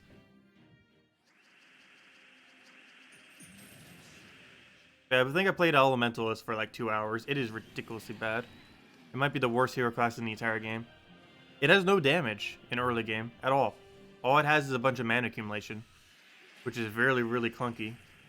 Obviously, you can unlock abilities, but I feel like for a newer player, Elementalist would probably be the worst class to take after looking at it and everything that it does. Like, we could make it work, but early game is going to be so ridiculously slow for Elementalist. It feels like it would have a decent late game, though. But early game is abysmal. But the whole premise of the class is it has 1 into all 4 of its colors. The whole premise of what you're supposed to do with it, or what they're thematically what you're supposed to do with it, is you're supposed to capture enemies and then learn their spells and then use those learned spells as your primary damage source. And the main reason for that is that hero class will be able to learn spells easier than any other hero class. And the main reason for this is during the minigame to unlock a spell, the amount of mastery you have in every single color matters because it increases the amount of mana you accumulate for the minigame. And the Elementalist will be able to have the highest amount of mana for all of its mana colors because it has 1 into all of its colors. So I believe that's the main reason why they have it like that, is because it theoretically would be able to learn spells the easiest. However, most of the learned spells aren't really that good for doing damage, for the most part. Like, there are some that can, but building your entire damage source out of it probably won't work that well. I think it does eventually get damage in late game, but for all of early and mid game, you have like nothing that does damage, which seems weird.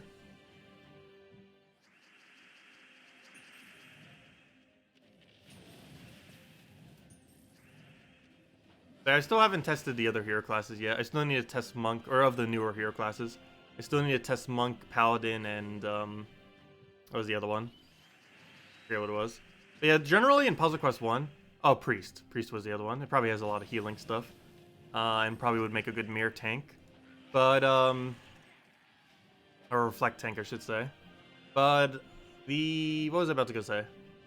The best hero classes in Puzzle Quest 1 are always the one that have a attack stat and +1 color into a ability. These hero classes include Ranger, Warrior, and I believe one other one. Did Paladin have it too? I think Paladin, the new Paladin, might have it. I forget if it did or not. No, Paladin didn't have it. But it's Warrior, Ranger, and I think one other one are the best classes in the game. Because the best setup is attack on one and one color on one. And then you just go into both of those. And then go from there.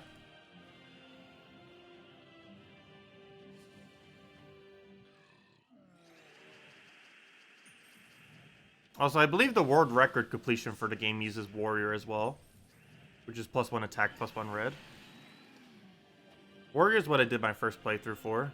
It's definitely the easiest class. Or one of the easiest.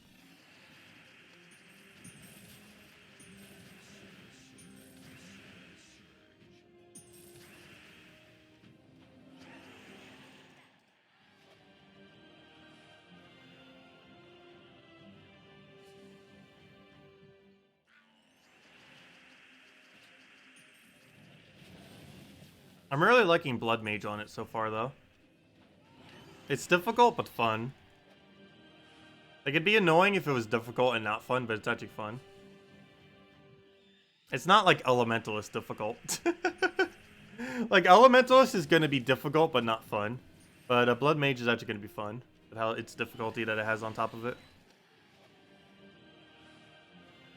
Bard was a pretty fun one, too. Even though it's a difficult hero class to play. It makes for a decent reflect tank. Definitely not the greatest, though. One pretty funny thing about Bard, though, is it can get infinite stats. It is the only thing in Puzzle Quest 1 that could theoretically have infinite stats. It would take you forever to do so, and you'd probably win the battle eventually on accident. But it is theoretically possible to get infinite stats on Bard, which is pretty hilarious.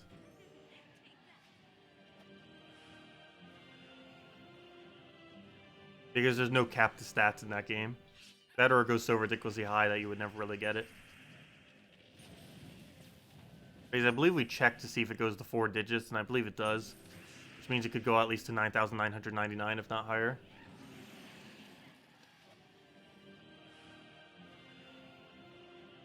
You've been using double Gob Truffle with Florian, and it's okay, but not consistent and slow to build. Yeah, it would work. Biggest issue with Florian and the other similar troops, didn't they raise all their mana cost to 14? I remember they were raising the mana cost. And ever since they raised the mana cost on them, they've become a lot less viable to ever bother using. Things like Florian, Nyx, stuff like that. They were pretty decent back when they had like a 12 or 13 mana cost, whatever it was. But now that they raised it, it's quite a bit of a difference. Because most of them don't have half mana start. And it's just a gigantic increase to their amount of mana that they needed to start functioning. They don't really loop as well like they used to with other troops. Like the Forest Guardian Nyx combo doesn't really work that well these days, even though at one point it was one of the better combos in the game.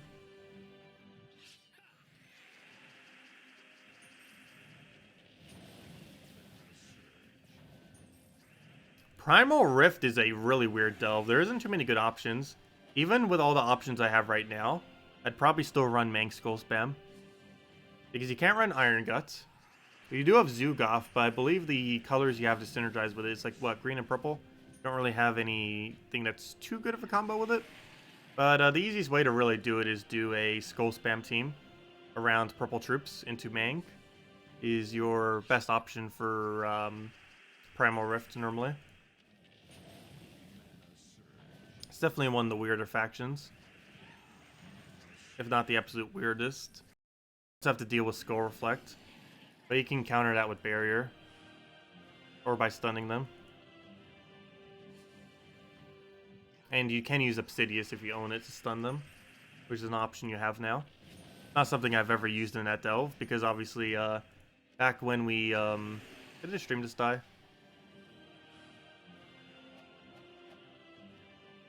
Come back, stream! Come back!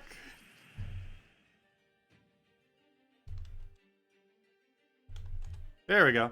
But back when we did originally did Primal Rift, obviously Obsidious didn't exist. But now it does. So you could just use that for it with Skull Spam. With Mang up front. Would probably be the best option for that delve. Assuming it is green-purple, yeah, you could just run Mang, Apothecary, a Skull Spam troop, and Obsidius, and that'd be your team for Primal Rift if you own all that. The only hard part would be having the Obsidius. Not necessarily required, but it's definitely pretty helpful because there's some traits that you would want to stun, particularly 25% score reflect. But it's a good faction team for Warrens, just the standard Iron Gut team. If you happen to own it, which is well, for the lower levels you could just run Skeleton Key team, which is Cedric, Cedric, Egg Thief, Skeleton Key as whatever hero class you want, with Thief being the most optimal, and then Greed in last slot. But if you're doing it to upscale, you'd most likely just want to go into a Devour team, which is something along the lines of Mountain Crusher, Apothecary, High King, Iron Gut, and Possessed King. And unfortunately for that delve, you actually do have to use Possessed King, because the other options that are available that are normally a replacement for Possessed King are not available for Warrens. It's a little bit bad. Oh, sorry, Pure Faction? Pure Faction is 3. It's 3 of the Legend with 1 Bunny, is what you run. You run Legend, Legend, Bunny, Legends. Bunny being, of course, the converting troop with Empower that converts blue to yellow. The Lunar Bunny. The Moon Rabbit, I mean. I always keep calling it Lunar Bunny. But yeah, it's a Legend, Legend, Moon Rabbit, Legends. I forget the Legend's name off the top of my head. Mainly because it's normally irrelevant. I think it's just called Luna.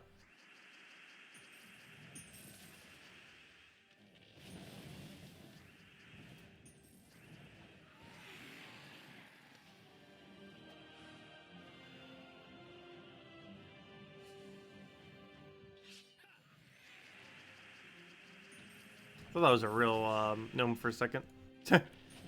Nope. Actually, it's impossible to get both a gnome and a battle crasher simultaneously. Though gnomes take priority over battle crashers. So if you were to have gotten both at the same time, you'd get a gnome instead of a battle crasher.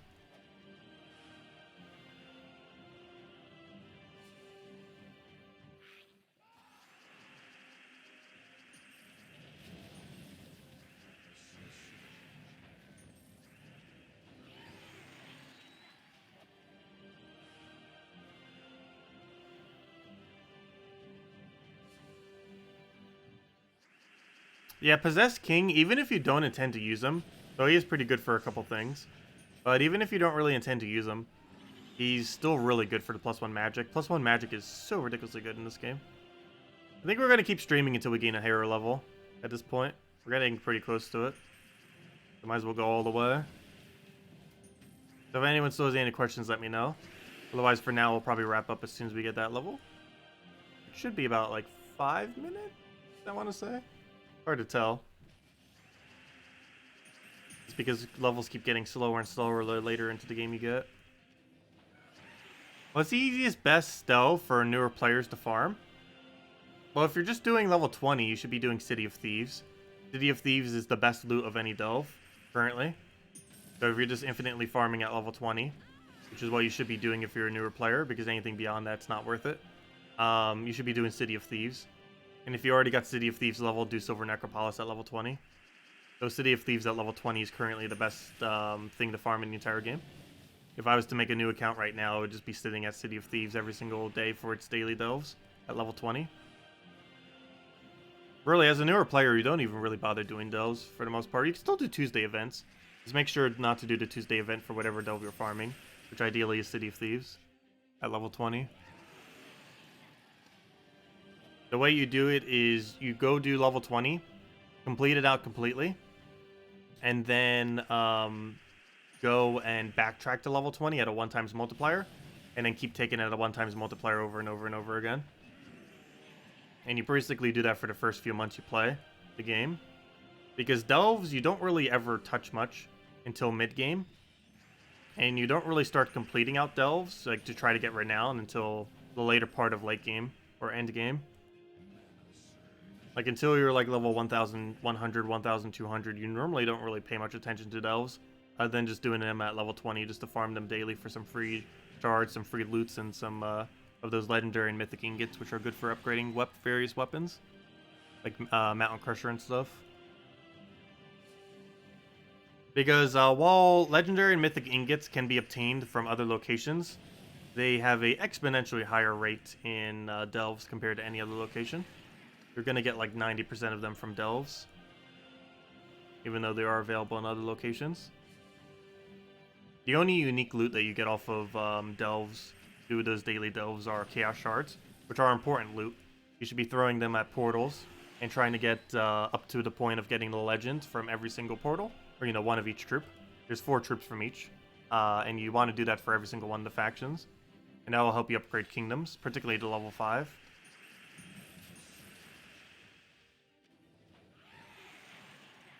Has anyone ever gotten all the rewards from the new class event by only buying on tier 2? I think that could be possible, though normally you need tier 3. Pretty sure it normally requires tier 3.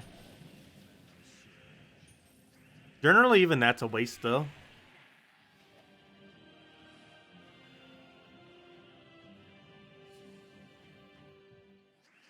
Because you're still spending like 250 gems in order to get just a little bit of EXP and an orb.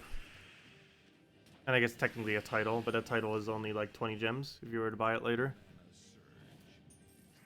Or not like 20 gems, it's exactly 20 gems if you want to buy it later.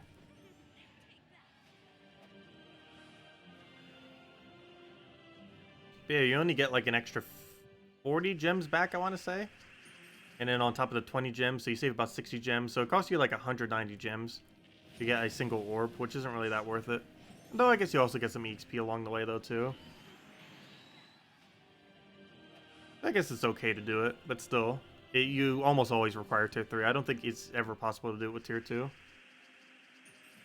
It's slightly more possible on a weekend-long event because you get 4 more extra sigils. However, I still don't think that's enough to cover the gap. But I might be wrong. But it's completely luck-based, even if you could do it with tier 2. It's probably very unlikely.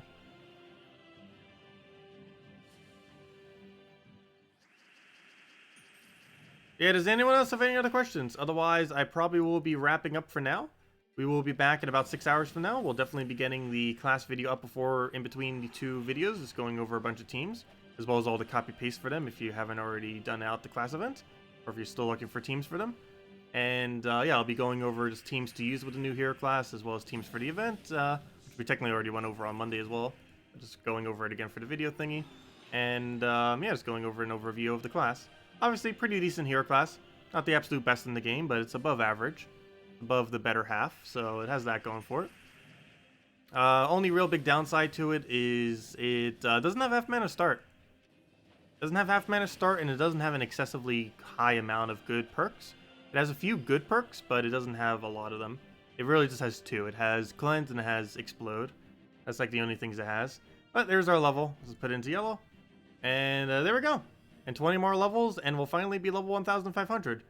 Which is like 1/4 the way to level 2,000. Yes, 1/4. It's that much more levelage is between that level gap. I'm pretty sure. I'm not actually 100% certain what the 1/4 point would be, or even the halfway point.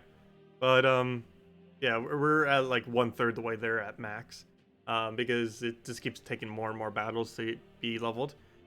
There's only like a few dozen people that are even above 2,000, maybe even less than that. It's ridiculously hard to get that high of a level. Like if we check global chat right now, I'm pretty sure we won't see anyone even above 1,700. Because even getting that high is like really hard. Like there's a high so far, 1,540. Yeah, it's very, very hard to get to 2,000. Takes an absurd amount of hours played. But as you can see, 1,540 was like the highest we see so far. There's another 1,400 something, 1,392. But yeah, it takes forever, to say the least. Well, we're almost at 1,500. But anyways. But yeah, we'll be back in about 6 hours from now, 8 p.m. Eastern Standard Time. We'll be going and messing around probably with the hero class, the new hero class, as well as leveling Corsair a little bit more. I do ideally still want to try getting Corsair to 100 before Blue Guild Wars Day next week. Not sure if I'll actually be using it for Blue Guild War, but in case we do want to use it as an option, just to make sure it's as optimal as possible, because it does gain Merfolk bonus, I believe. Actually, I forget what its bonus was for max. I should go double check while we're already here. I don't think it was anything too relevant, but it was relevant enough that I wanted to get it. Oh, I know what it was. It was Rogue bonus, wasn't it? Yeah, that's what it was. Well, it also has Merfolk bonus, but the main reason I wanted to get it was all rogues gain 1 magic every extra turn, and this is relevant because it's a rogue. So at minimum, even if we use no other rogues on our team, it makes it so our hero class gains 1 magic every single extra turn, and it would also make it so other things on our team, if they happen to be rogue, would also get it. However, it's mostly just for our hero class itself. And over the course of a battle, that would probably be like, particularly a Guild War battle, that'd be like 5 to 10 extra magic just for our hero. And all other rogues on our team would also get it if we happen to be using any. So that's the reason why I wanted to get it up. So, yeah, we still got a little bit to go, but definitely get that done. Anyways, guys, I'll catch you later. Hope you have a wonderful, wonderful weekend. Best of luck with the class event, and I will catch you guys later. Goodbye, everyone, and thanks for watching.